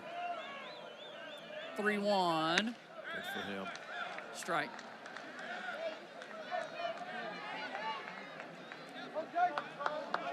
9 full counts for Cam tonight out of 22 batters. See if we can get a Boomer Sooner finish. Sorry, Sooner Boomer, Flip Boomer. the Sorry, words folks. around. My bad. Freilich the other way. He did it. Branch. He did it. Clean work. And Oklahoma's out of the 5th. Sooners lead 2-0 over Auburn as we go to inning number 6. Now Chase, the Auburn starter from the game.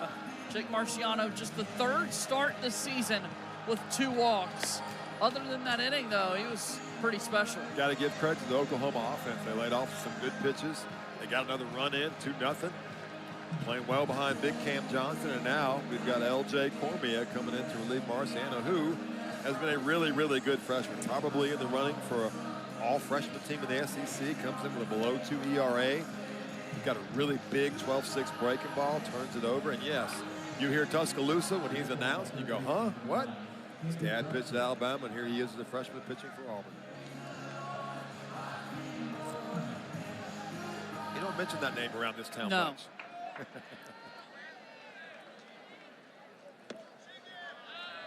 You know, he's a very similar version to Marciano, right-handed, lean body. Now, the breaking ball's bigger, but it's a really good changeup. He dominates the strike zone, good arm side life. Pretty poised for a young guy. Here's a strike. As we take a look at the last 9 appearances for L.J. Cormier. This is how you earn the trust as a freshman. Absolutely. That is how you do it. 2 walks. As this one hops up to the plate to Camden Johnson. It's 2-1. And it really is very similar styles. The velocity is the same as far as Marciano, obviously left and right. But they will throw any pitch, the change, the cutter, the big curveball for him, and the fastball with life in any count. Hard hit ball to center field. Bristol Carter able to make, no, he dropped it. Nearly came up with the catch on the run. And Johnson's going to be safe at first. Never seen that. That ball had some top spin on it. Really tough ball to catch. Look, it got in on him a little bit. Here's Carter. There it is, out of the glove. Yeah, it had straight down top spin. It's the toughest ball for an outfielder to catch. And a break for Oklahoma. So the leadoff runner is aboard. Drew Dickerson at the plate, inside.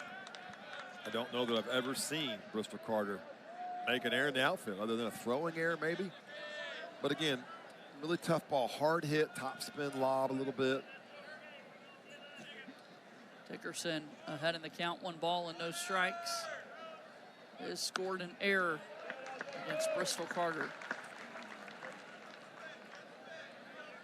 Camden Johnson with 2 fake breaks at first. Like, I thought he was going both times. He gets out there about 18 feet, breaks, which can cause a little panic, especially if you're Chase Freilich if you come up throwing.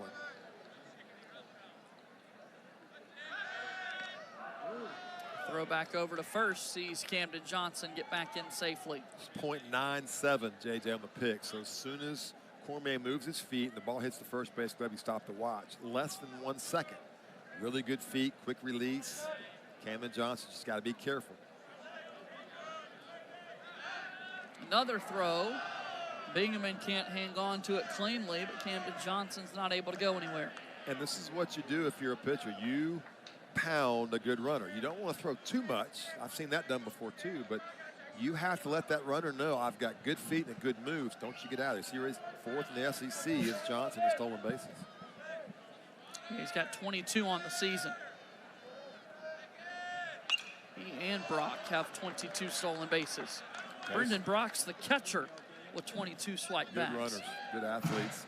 So right there, Cormier is a 1.2 to the plate, which between him and Freilich around a 2.0 release point. You better be good if you're going to steal.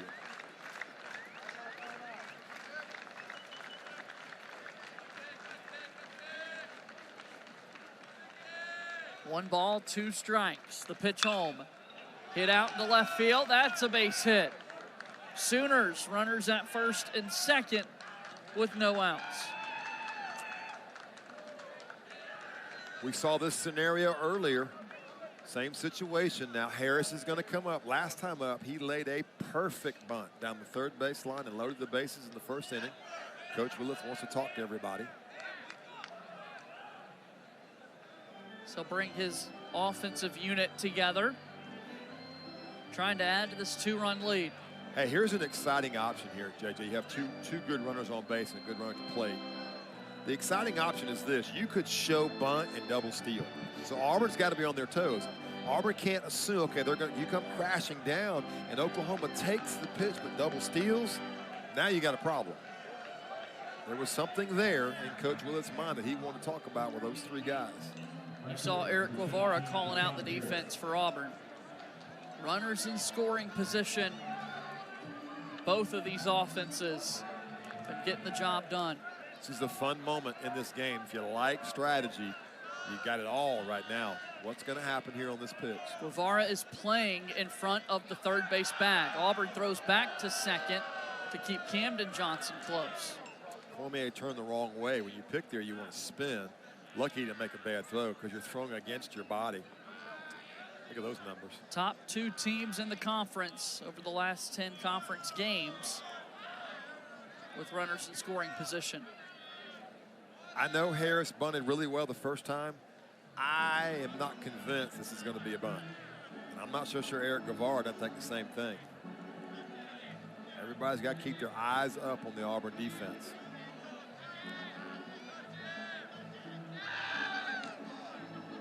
I love Eric Guevara, the way he leads the field. He and Chase Fralick. No doubt. 2 veteran guys. Guevara overcame a knee injury himself early in his playing careers here at Auburn. So you see Guevara, he's watching the runner. Got the hitter in the corner of his eye. Cormier to the plate, fires a strike. See, Harris pulled it back. Again, I just not convinced. Now he may, now with 1 strike, now it may turn into a sacrifice bunt. He could fly. So we saw that in the second inning, sorry.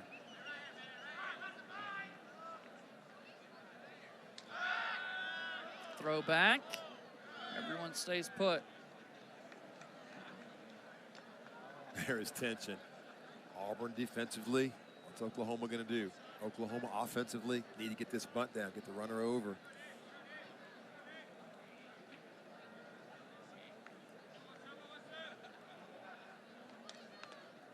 Bunted back foul here from Harris. Nothing in 2. Now there's no strategy. Now the strategy is Harris got to put the ball in play with 2 strikes. And Auburn needs a ground ball or a strikeout.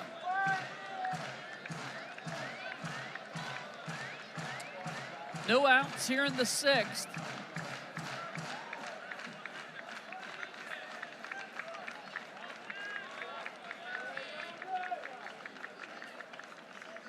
LJ Cormier pitching for Auburn. 0-2 pitch out of the zone. Fastball at 93, so it's a really good arm. Love the fact Cormier hadn't got too bulked up. You keep that loose, whippy, athletic frame. You don't get too big and thick. Keep the arm swing in the range of motion. Fastball's really good.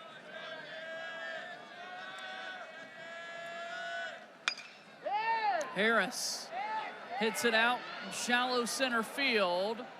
Carter running in, able to make the catch. That was the big 12-6 breaking ball, and he threw it at the right time, and Harris got under it. 1 out.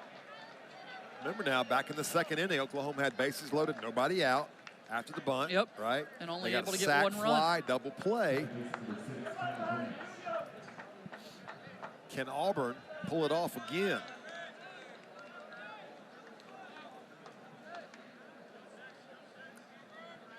Kyle Branch to the plate.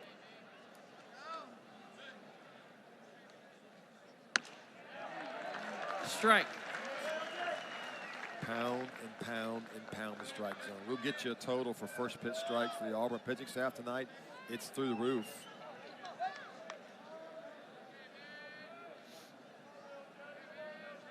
Throw back to second. Rimbert comes in this time. It had been Brandon McCrane keeping the runner close. This time it's Auburn's second baseman, Chris Rimbert. And that was a timing call. Frelick shows the mitt. Cormier looks at him. He drops the mitt. Great feet. That was a legitimate go-get-him pickoff move. The first 2, not so much. A little lower throw might have had him. 0-1. Swing and a miss. It's 0-2.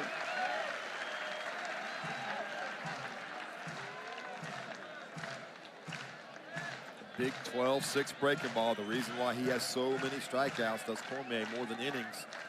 Pretty deadly here, right on right, if he can locate it down, and Frelick blocks it up. Cormier steps off once more and chases the runner back. It's 4 pickoff moves. You got good runners. Just can't let those guys get out there and get antsy with their feet, steal third base on you.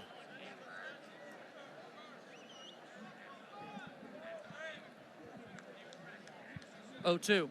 There it is. Did not offer. Really, really good one.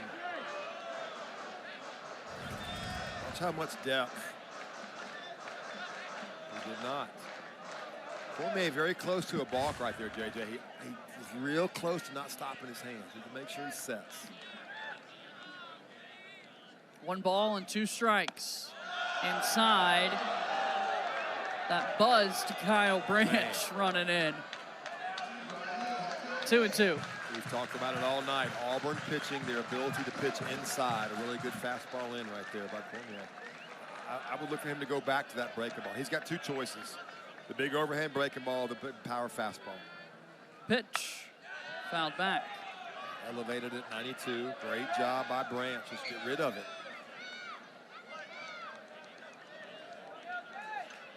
2-strike hitting is a fist fight. Somebody shoved you in the corner, and you just got to fight your way out. That's what Branch is doing, fouling off good pitches.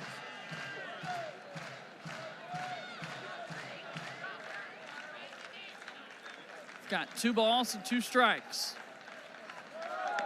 Runners take off. Called strike 3. Wow. And a throw out at second. A double play for Auburn to end the inning. Wow. Sooners wanting to get another look. As you see Drew Dickerson diving into the second base bag. Out call at second base. JJ, that was a planned throw from the Auburn bench. Drew Dickerson, 1 stolen base. Cameron Johnson, 20 plus, or 13, sorry. Chase Frelick was going to second base all day long. Gonna be close, isn't it? Chris Rimbert is there. Does he apply the tag? Left hand coming in for Dickerson.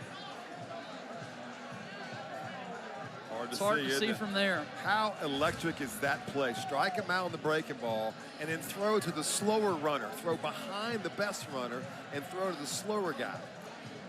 Wow. Carl Nunemaker, Chase Frelick, somebody right there gets a hat tip if this turns in Auburn's favor. As we get a look, Frelick going to keep Cormier loose behind the plate. Strong throw. Here's what the league office is looking at right now. That glove of Rimbert. Safe right there, isn't he? Was there a tag before that? Did he get him before they got up in his body? This is a close call. Right in there. I don't think so.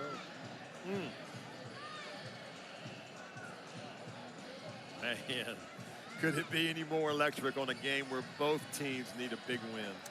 Every defender for Auburn is huddled up in front of the shortstop position here, trying to figure out if they get to go into the dugout and hit, or if there's just 2 outs in the inning and runners at second and third.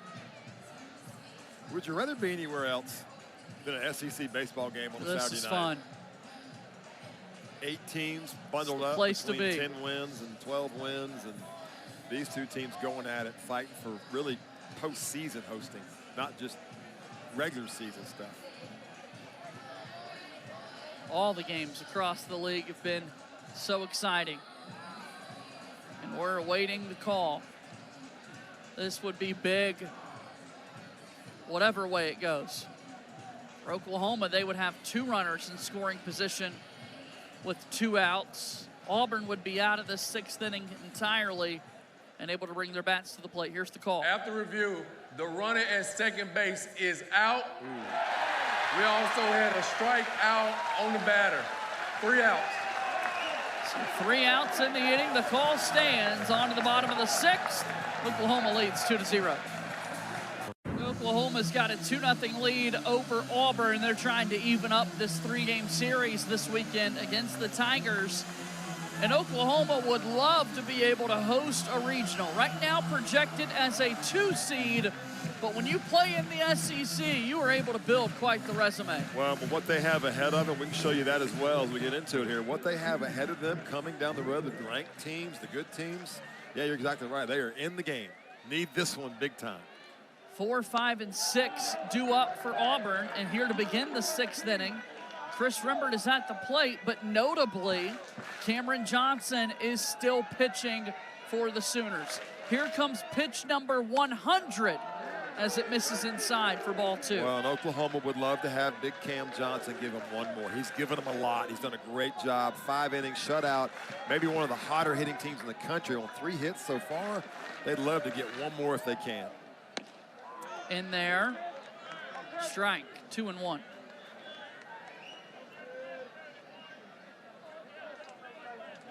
Can he give him 6 strong?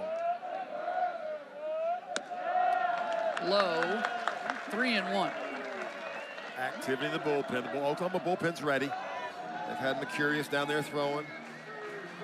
So they're ready to go.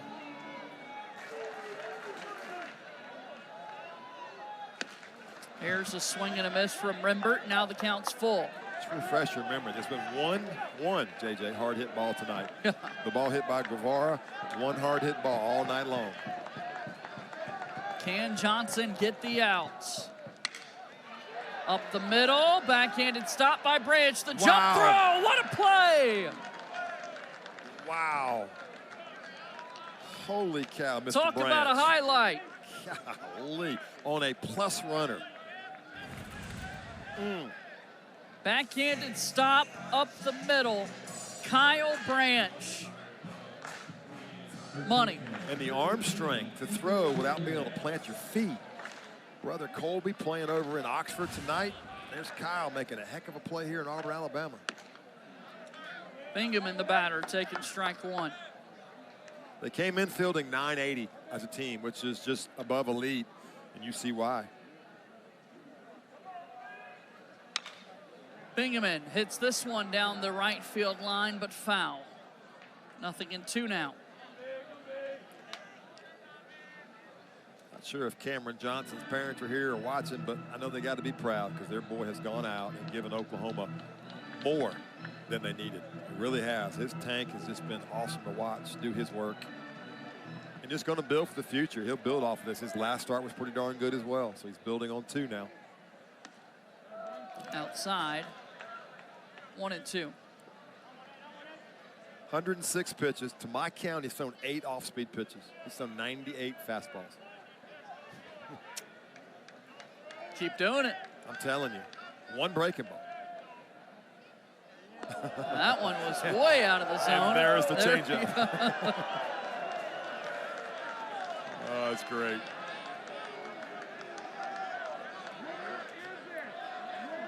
That was just for effect. 2 balls and 2 strikes here to Bingham.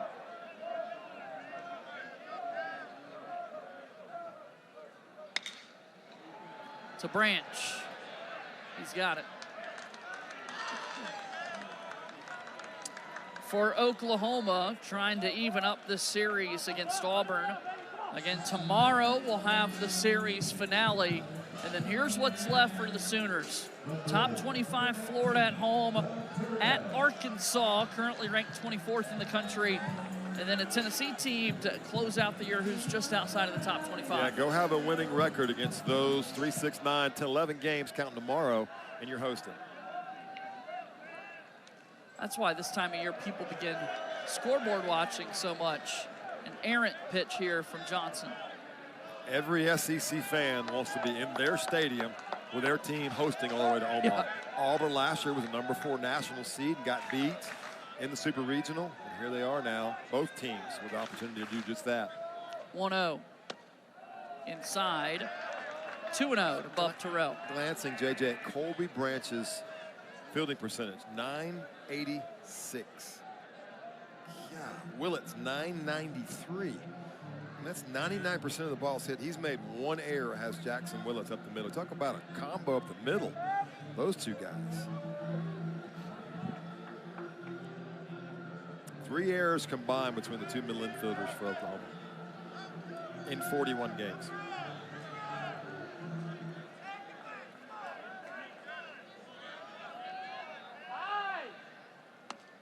Up high, 3 balls and no strikes. Cam Johnson's down to his last hitter, I think. He's seen this before, fall behind 3-0, battle back and get him out. This is his 13th 3-ball count. And he has battled through all of them. I don't know how many outs he's gotten with 3-ball counts, but most of them he's come back and got them out. And that's what you see. There's still no runs scored for Auburn.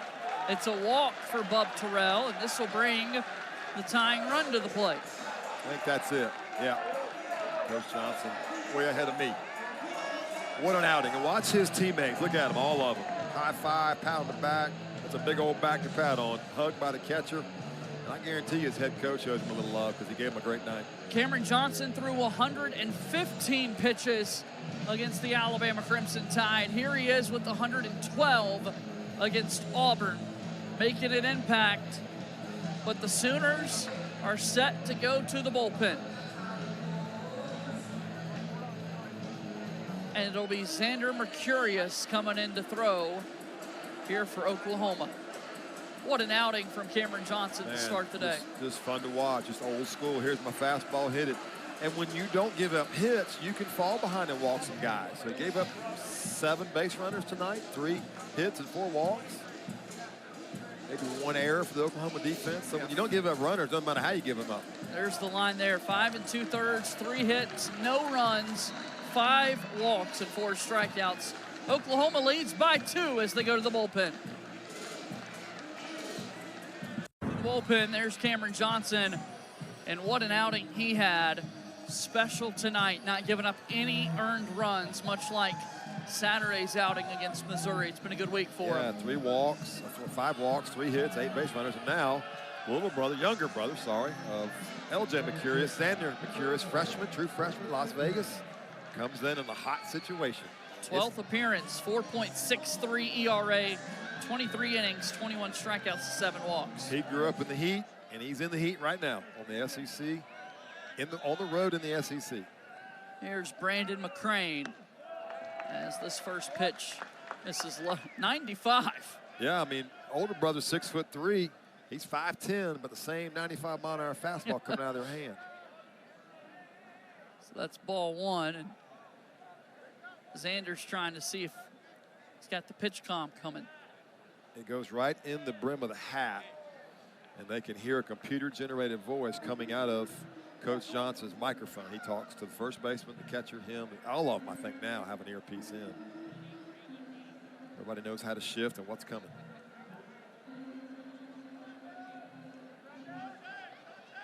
"21 strikeouts, 7 walks on the season for Mercurius. So good command, good power stuff. 1-0. There's a strike. Got a little Marcus Stroman look. 5'8", right-hander for Good the Blue call. Jays for Yeah. years. So good, same look. Or the sports goggles. The Duke Blue Devil. There you go. That's why I said it. 1-1. McCrane. Foul ball. That was close.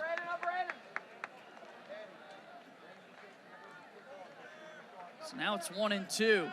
Auburn just has not had that moment yet. Cameron Johnson didn't give him that moment. He walked a few guys, but never gave them a moment to get some guys on base, hit a ball in the gap. They haven't had it yet.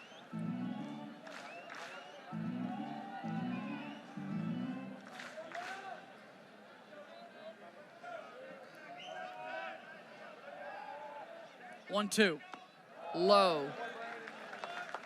2 balls and 2 strikes. Bub Terrell, not known to run a whole lot. So far, he is looking at 2 stolen bases. Xander Mercurius is pretty quick to the plate. I think Auburn pretty much forced to just try to hit their way around now and get a run in if they can. 2 outs here in the 6th. Strike 3. McCrane goes down looking. Mercurius with the big strikeout to end the 6th inning. We go to the 7th. We've got to go to one here at Plainsman Park. Mississippi State and that's through 5. significant because Arkansas was kind of rolling, and the Missouri shut them down today. As Jason Walk leads it off here in the 7th, takes ball 1. Georgia now has 14 wins. They're trying to creep away from the pack and put themselves in a position to win the conference. And with a win tonight, Auburn would have 12, and that would keep them right there close.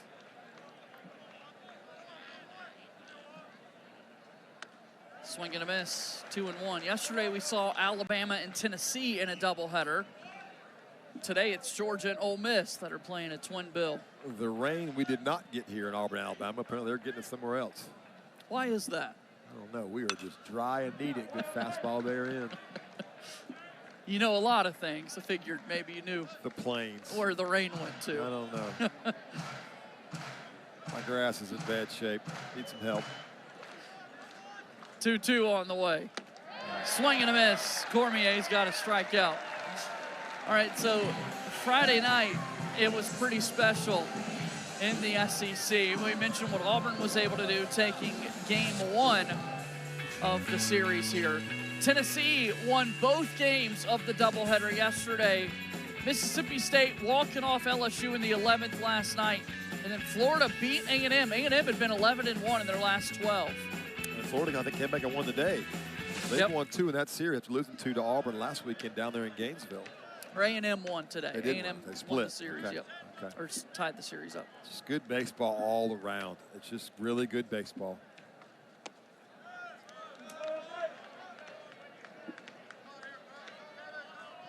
Leadoff batter, Brock up to the plate. Catcher leading off. Good wheels. One of the top 2 guys on the team in stolen bases. You don't see the small, undersized leadoff guy anymore in the game of baseball. Everybody's big. Good pitch. 2-0. 2-1. Freshman on the mound. Those are right on right changeup on the inner half of the plate for a strike. That's just elite pitching. Yeah, a lot of the mindset has just been, if you're the best hitter, let's get you as many ABs as possible. Yep. It's changed, hasn't it? Yep. See it in Atlanta with what they do with Ronald Acuna Jr. So he hit leadoff? Yeah. I would Shohei know. Ohtani leads off Yeah. for the Dodgers. He's small. There's Mason McCrane, Auburn's large leadoff batter.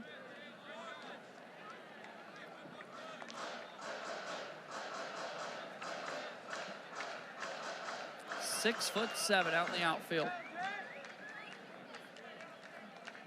Payoff pitch to Brock. Foul ball toward third. Auburn is one of the lowest teams in the conference in terms of fastball percentage. They just don't throw them. Tomorrow, if you'll tune in with us, you'll see Petrovic go out there. Alex Petrovic will throw breaking balls and changeups. He can throw 94.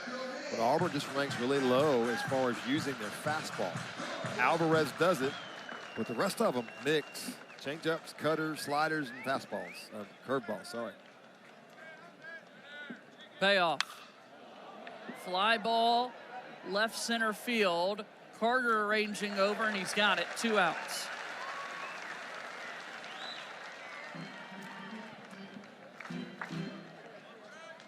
What you've seen tonight from the pitching staffs of both teams, you would assume there's not very good hitters on these 2 teams. Everybody in this dugout was probably a draft potential out of high school, was probably recruited by everybody in the country.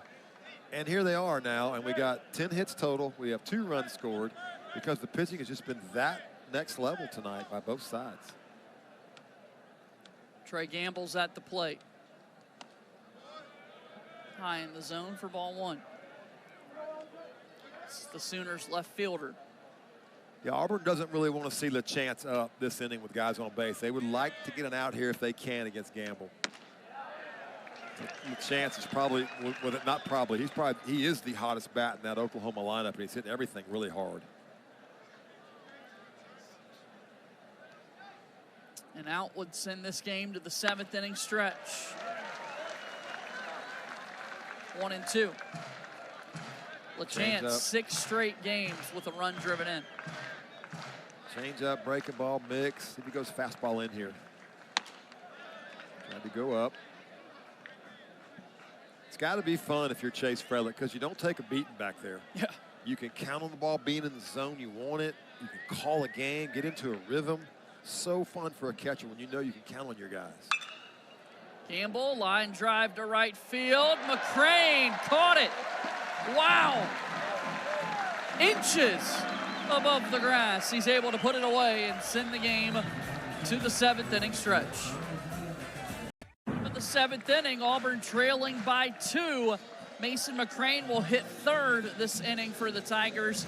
And just a moment ago, look at this catch he made in right field. He's going to use all 6'7" on the shoelaces, long arms, long reach, and man, he got it off the turf, didn't he? Definitely Tailing down and able to put it away. Nice work. Like so many guys in this game, he's a very special freshman. Very similar to that guy right there to the left. Very similar player, left-handed bat. Gabe Gross, his hitting coach. A lot of similarities between him and Mason McCrane. Gabe was an elite outfielder with a cannon for an arm. A multi-sport guy. Sure was. A little quarterback time here at Auburn. Eddie Madrigal to lead it off. Swing and a miss. You hardly see the multi-sport guys in college sports these days anymore. No. Xander Mercurius starting off with a first pitch changeup. Just good stuff. And 2 freshmen on the mound for these 2 teams in a really crucial ball game. 2 guys who this time last year were pitching high school baseball. Another changeup for a strike, good pitch. I bet Big Brother loves watching this. Absolutely. LJ in the dugout for Oklahoma, and again, last night's starting pitcher for the Sooners. I mean, this is Marcus Stroman to a T, JJ. Ground ball to second. Busy day for Branch. He puts it away.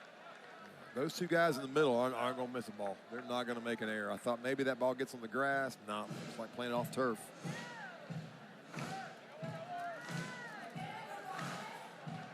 Xander Mercurius is pacing, man. He's like a caged animal. He's ready for the hitter to dig in. This is the 6th ground ball that Branch had handled cleanly tonight. Here's Bristol Carter. Low for ball 1. 97 fastball, 85 slider. Change up out of the hand. So we've been talking about Auburn's offense had been averaging nearly 9 runs a game over the last tough play. 7 games. And another remarkable play up the middle made by Kyle Branch. No, this is just tough. silly. Yeah, it wasn't tough. It wasn't. It was, but it wasn't. Are you serious? Going to have a day, Kyle Branch. Throwing side, going away from the first base bag and having to jump, almost identical to the play last night, having to jump and throw off your feet and have the arm strength to get it there. Man. Back-to-back outs. And Auburn's leadoff man, Mason McCrane, up to bat. Homered yesterday.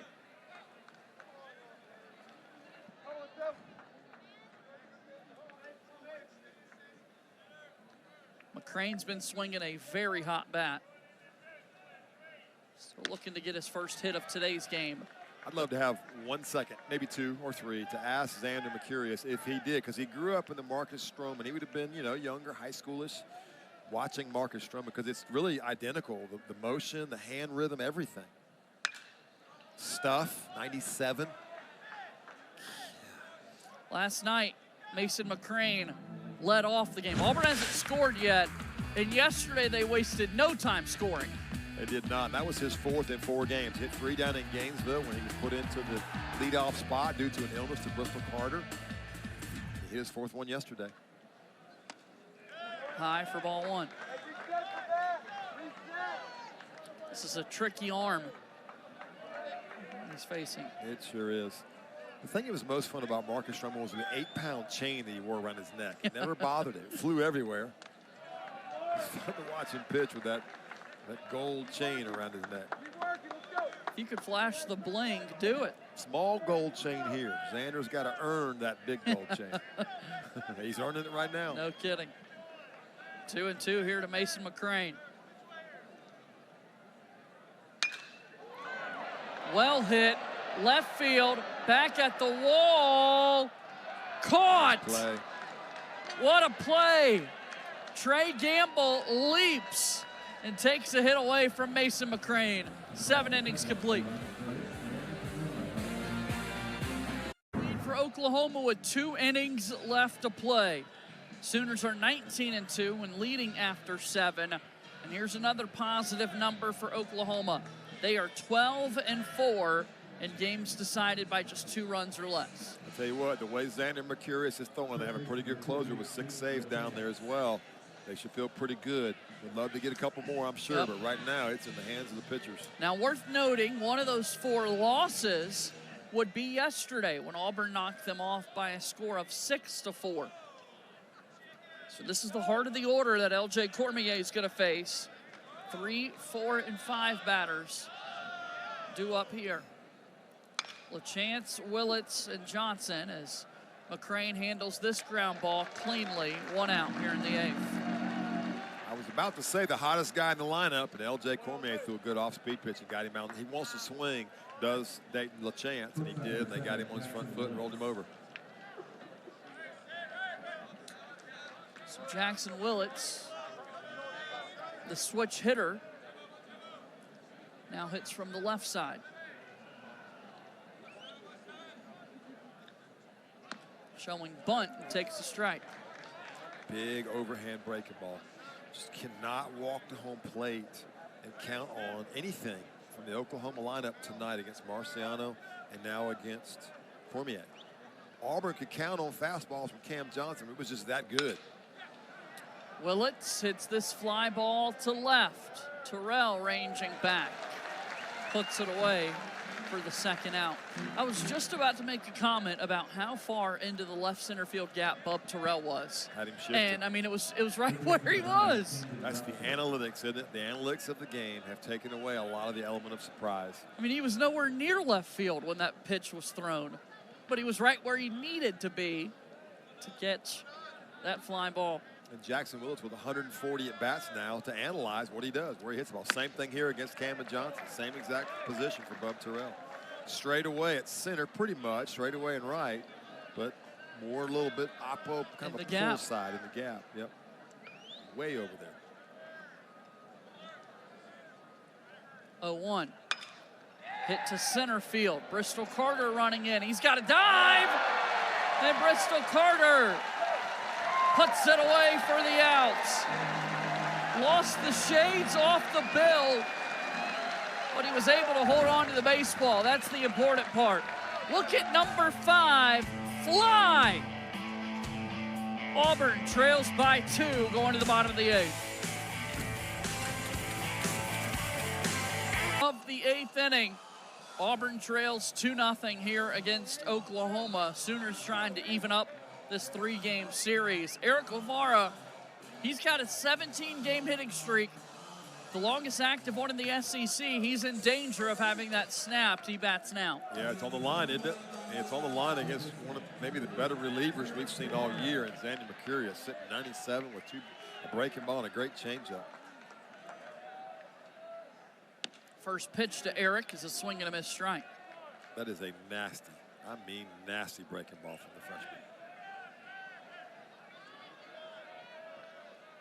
Hit his 9th home run of the season last night.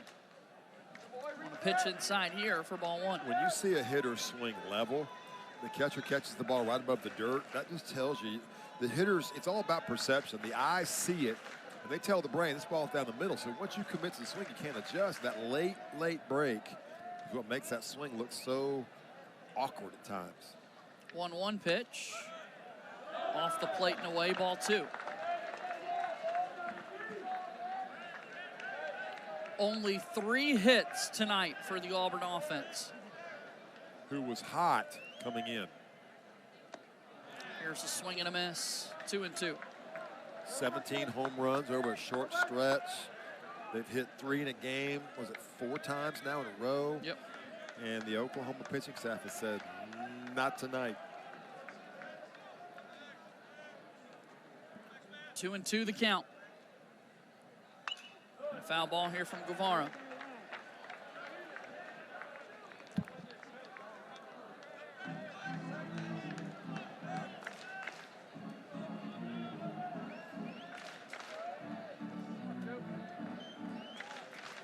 Chase Freilich has a single. Bingaman has a double and a single from Bub Terrell.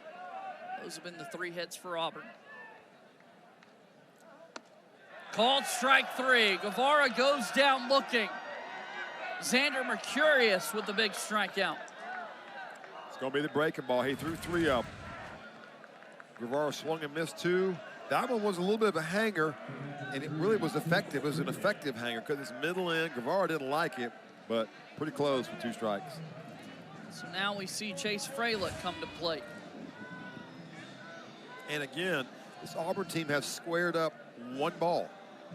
Way, way back on a hard hit ball up the middle to the shortstop. Other than that, nothing has been barreled. Running out of time tonight. This one's inside, ball 1. And the way they were swinging, to think you could shut them out at least through 7 1/3, it's unthinkable 2 hours ago. It's what good pitching can do.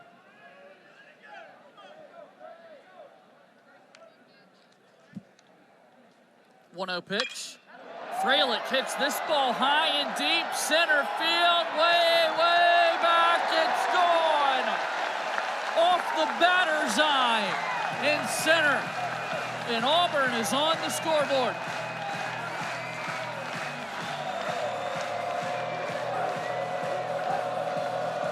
That ball found a barrel. Yep, that one was squared up.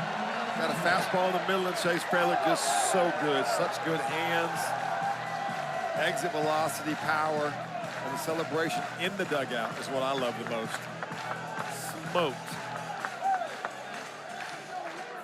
8th home run of the season for Freilich. We got a ball game. Rimbert to the plate. This one's high and inside. There are 2 elite closers in this ball game, 1 for each team.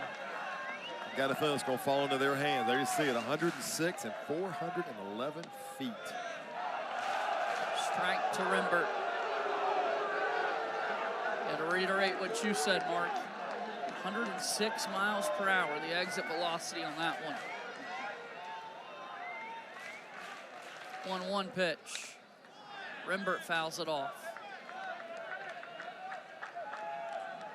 Chris Rimbert has a very unique finish on his swing. When he swings like that, the bat goes over his helmet. It's real, I don't know if I've ever seen it before, I don't think. Just the way he's probably always done that. But he swings, the right hand comes off, left hand hangs on, it goes over his head. Fouled back. Look at the swing that we saw a moment ago from Chase Freilich. It's a fastball down and in a little bit. Yeah, not really where you want to miss, and he just got it. The game is really slow for Chase Freilich. He almost hit it over the batter's eye. He just plays the game slow. Doesn't speed up, doesn't rush. Auburn is back within 1. As long as we're talking Marcus Stroman here for Mercurius, you can almost talk Freddie Freeman for Chase Freilich. Just a very polished, professional hitter. Got a lot of movement, and lots of talent. 2-2. Rimbert on the ground to third. Johnson, high throw, it's in time. 2 outs. Love to watch Oklahoma play defense. It is so much fun. We're talking about how good the middle is, but they're just good everywhere. We saw Walk make some great plays in center right there. Johnson, a great play at third on a good runner. No holes in this Oklahoma defense. Ethan Bingaman to the plate. He's got a double tonight. That was back in the 2nd inning where he was left stranded.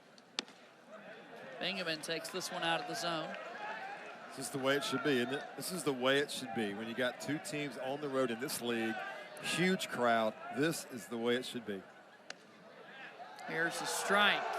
I think Coach Johnson said last night when we interviewed, this is why you come to this league. Yeah. This is why you come. Why would you go bounce around the minor leagues when you can experience this every single Friday, Be a Saturday, part of these Sunday? games. Bingaman, hard hit ball back up the middle. 2-out base runner for the Tigers. It's a great swing from Ethan. Sure, just strong. He's just so strong for a freshman. Freshman on the mound, 1 for Auburn, 1 for Oklahoma. Freshman in the lineup, McCrane, and Bingham, and just young guys playing at a high level.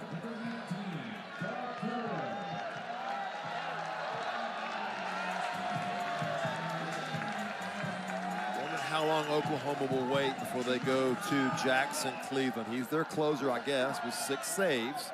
We'll assume he's the guy. There is 2 outs, and Xander Mercurius has thrown the ball well. Auburn just had 2 good swings.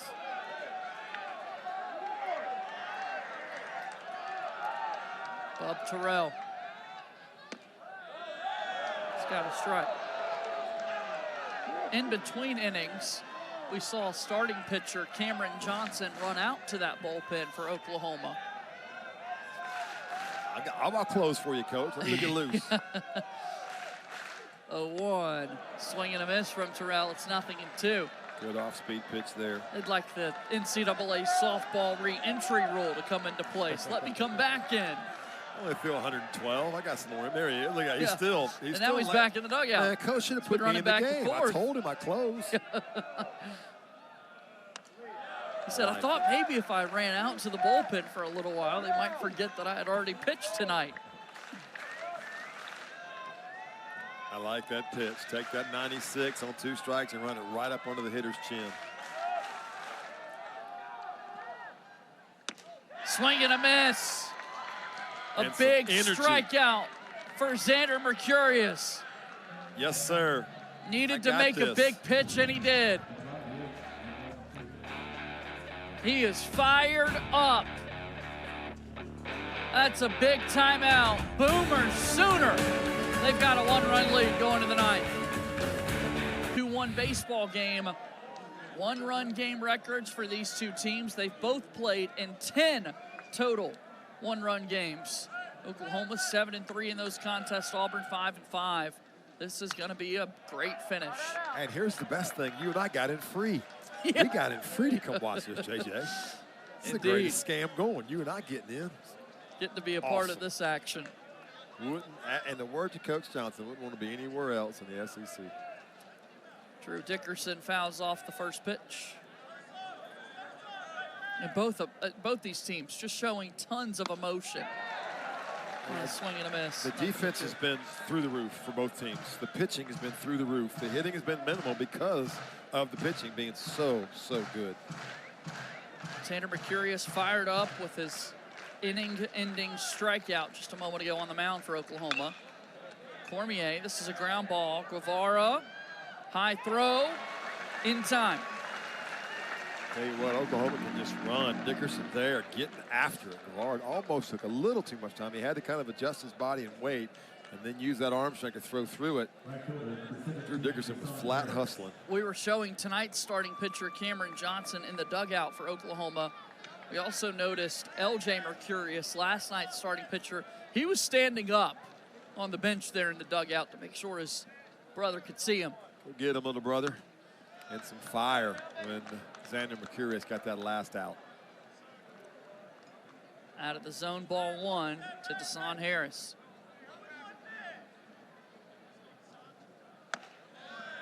High and away, ball 2.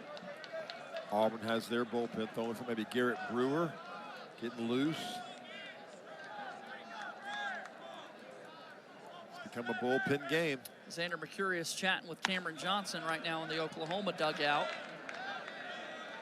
As Oklahoma will have a decision to make once this game gets to the bottom half of the 9th.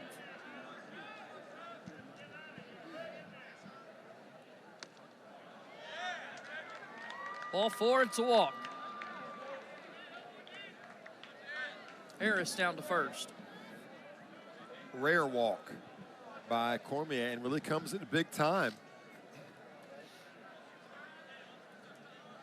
Bring a guy to the plate. Defensively, nobody's been better tonight than Mr. Branch, and I think Auburn is going to make a change. I don't know if it's going to be. It looks like it's going to be the left-handed reliever for Auburn, potentially. Waiting for Chase Phillick to walk out there, but Colby Branch just been otherworld in his defense tonight. 2 run and jump plays. Sorry. Colby's over in Athens. He's trying to beat Ole Miss. Had the line drive that was just smoke that came out of the glove and got the out at first. He's had a great night. Boy, he could use a big swing here for Oklahoma. And Auburn will go to the bullpen. As you see the signal there from Everett Tiefert, the Tigers pitching coach.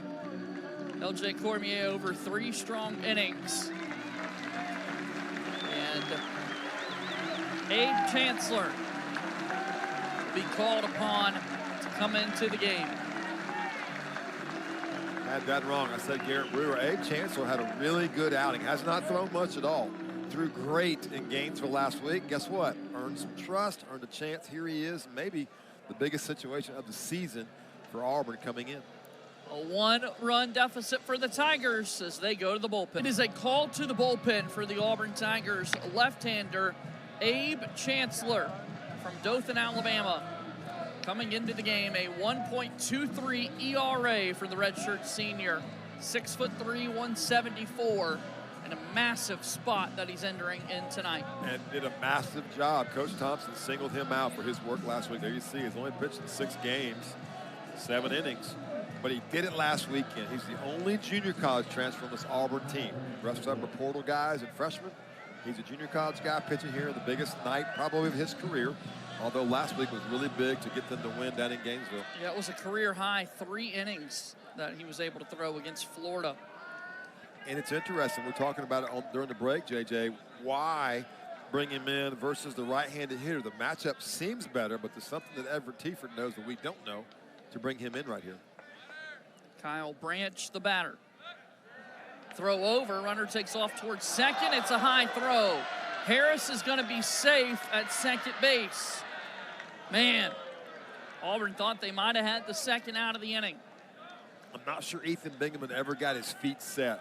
Harris can fly, and he knows that, so he might have sped himself up. Let's see if Bingaman gets it. Just to get a real clean exchange, it looked like, and the ball came out funny, and good that Chris Rembert was in the right spot. Could be big. Auburn answered with 1 run. Can Oklahoma come back, take it back away? They've got a runner in scoring position. Chancellor steps off, throws back. I love the pick by Auburn. That's what you're supposed to do. When you come in with a reliever, you're supposed to pick on the first pitch as a standard, and they did, just didn't make the throw.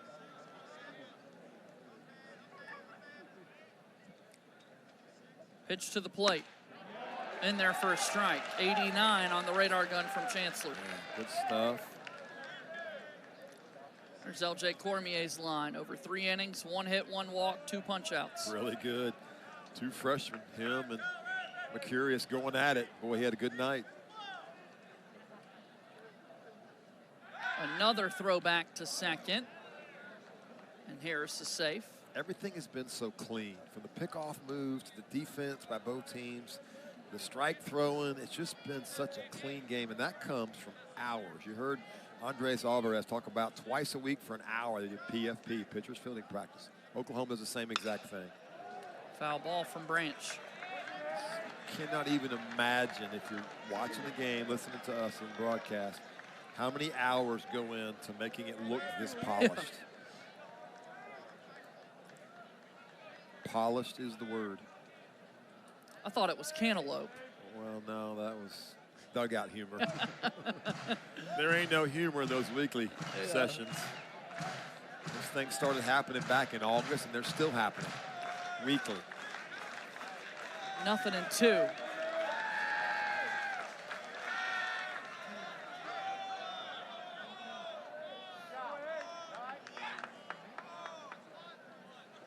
Ball charged? I don't think so. I don't want the home plate power signal. Yeah, it is. Yep, ball 1 charged. and 2.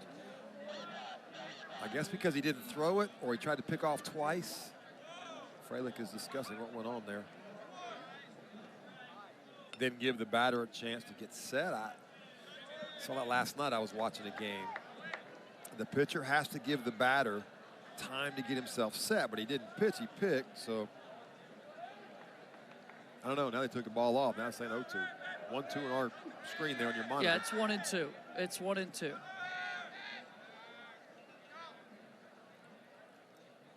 Pitch to the plate.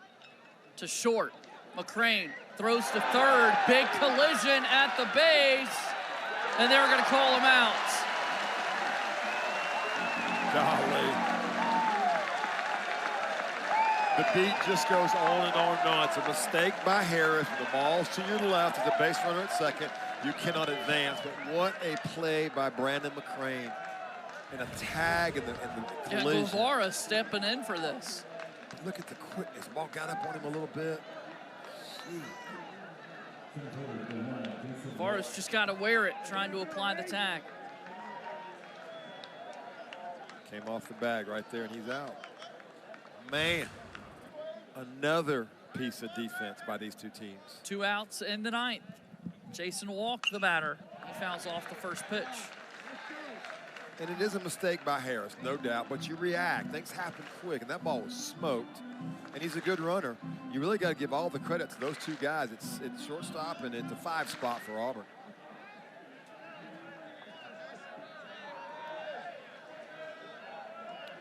Two down, 0-1 the count to Jason Walk. Pick off here from Chancellor. It's like watching a big league game. I don't know what the word is. I'm out of words. It's all yours, AJ. See you tomorrow. So much fun. Can't go anywhere just yet. Yeah, this is fun. We've got a big finish on our hands.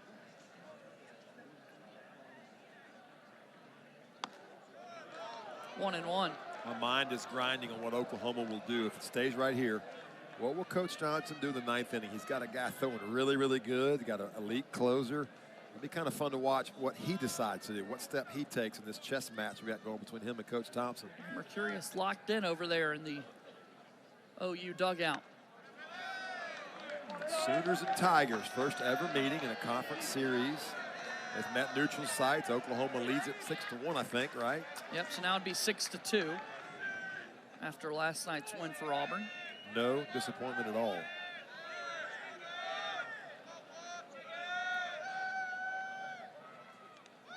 Hopping up to the plate, it gets past Freilich, and the runner able to move up. Kyle Branch into scoring position. He's safe at second. And now you think about that base running mistake by Harris. If, right? If. Could be standing at third base now with 1 out. And a chance to get a 3rd run. We'll never know, but it gets a little more painful seeing that wild pitch right there. So 3-1 count here to Jason Walk, the switch hitting center fielder.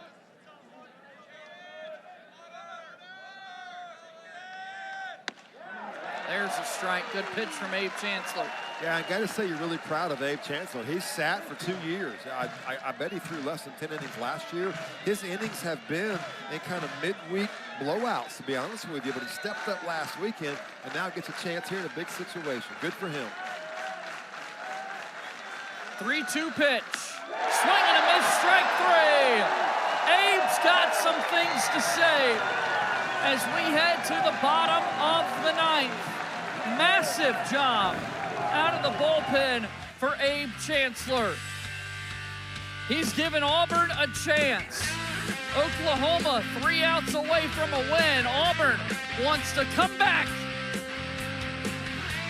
The new pitcher, it's Caden Leon, the 6-foot sophomore from Austin, Texas. Now playing for the Sooners.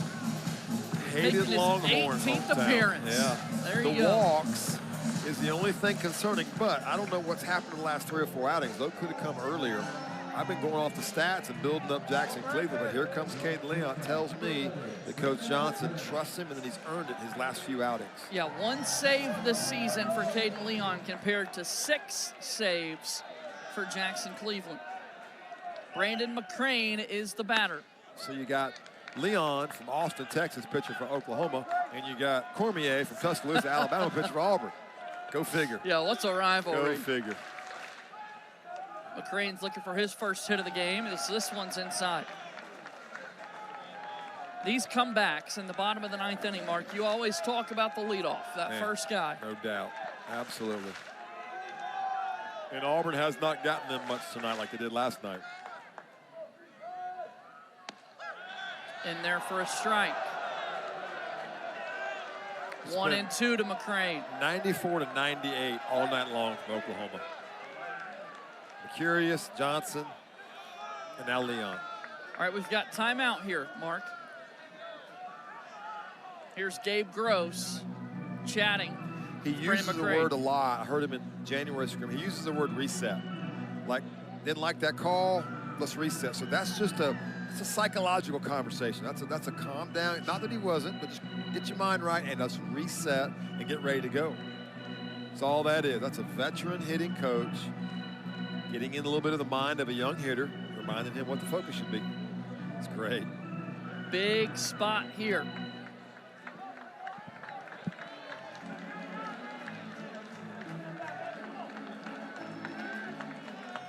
Coaches know what makes their players tick. So that's 9 months, that's 2 years of Gabe Gross seeing Brandon McCrane, being around him, knowing what makes him tick.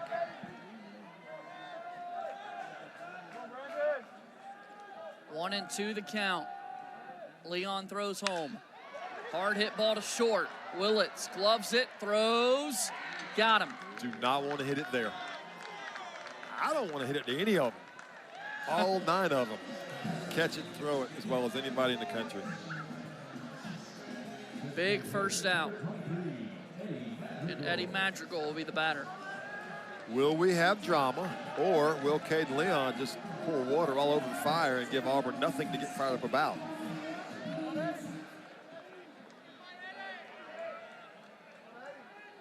Pitch home. Hop it up to the plate for ball one. Tell you, I've been really impressed with how Brendan Brock has worked behind the plate. Done a really good job back there tonight.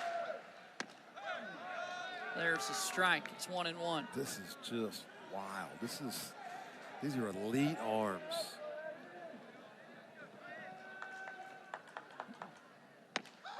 Strike two. Mercurius sat 96.7, and here comes Proctor, Caden Leon, 96. Poised, doesn't look nervous, under control with his emotions. Inside, ball two. The arm strength the last 15 years in the game of baseball is through the roof. Never saw this. My generation saw good arms. Saw Ben McDonald, 98, 99, one guy. Bounces up to the plate and the count's full. 3 balls and 2 strikes to Eddie Madrigal.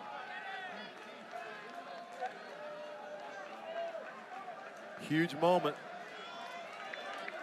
What does Leon do? Does he go with the fastball? Does he mix a little bit? Nobody on base. Payoff pitch. That's a walk. Auburn has the tying run on base. It doesn't get any closer. Yeah, gutsy on a 3-2 take. pitch. Real gutsy. Auburn will pitch run. Cade Ballou, good runner, outfielder. There's Cade Ballou from local Auburn High School. It'll be Bristol Carter at the plate. Bristol Carter with a toolbox he can open. Great bunter, really, really deep is Branch at second base. A push bunt, if he can get it by the pitcher. Carter takes a strike. Good breaking ball by Leon. First pitch breaking ball. Take the steam out, take a little off, throw a breaking ball across the plate. 2 homers on the year for Carter with 23 driven in.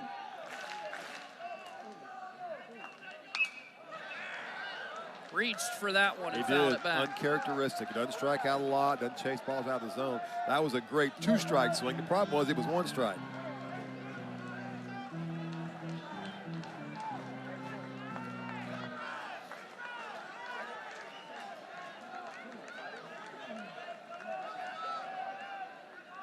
Oh-2 pitch. Low and away. It's 1-2. Caden Leon's got to remind himself to breathe. Don't get caught up in the atmosphere, in the emotions. Stay in the moment. Just be who you are, because who you are is pretty darn good. You have the trust of your head coach. That's why you're in the game. Just make a pitch.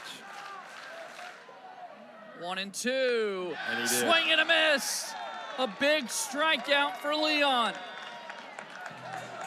It's the 2 big outs. old breaking ball. This is similar to L.J. Cormier, the overhand 12-6 with 12 to 15 inches of vertical break. Elite and nasty. So now Mason McCrane up to the plate. McCrane homered yesterday. One right here would win it for Auburn. Out of the zone for ball one. Tell you, if Oklahoma holds this, boy, does it set up a boomer tomorrow, doesn't it? 2 o'clock, we'll be with you. The series finale. Bounces up to the plate, it gets past the catcher. Cade Ballou is now in scoring position. That's massive. Huge. Tension. Every dugout, tension. Everybody on the edge of their seat. Oklahoma's guys are ready to run out and celebrate. Auburn's guys, same thing. The winning run is at the plate for Auburn.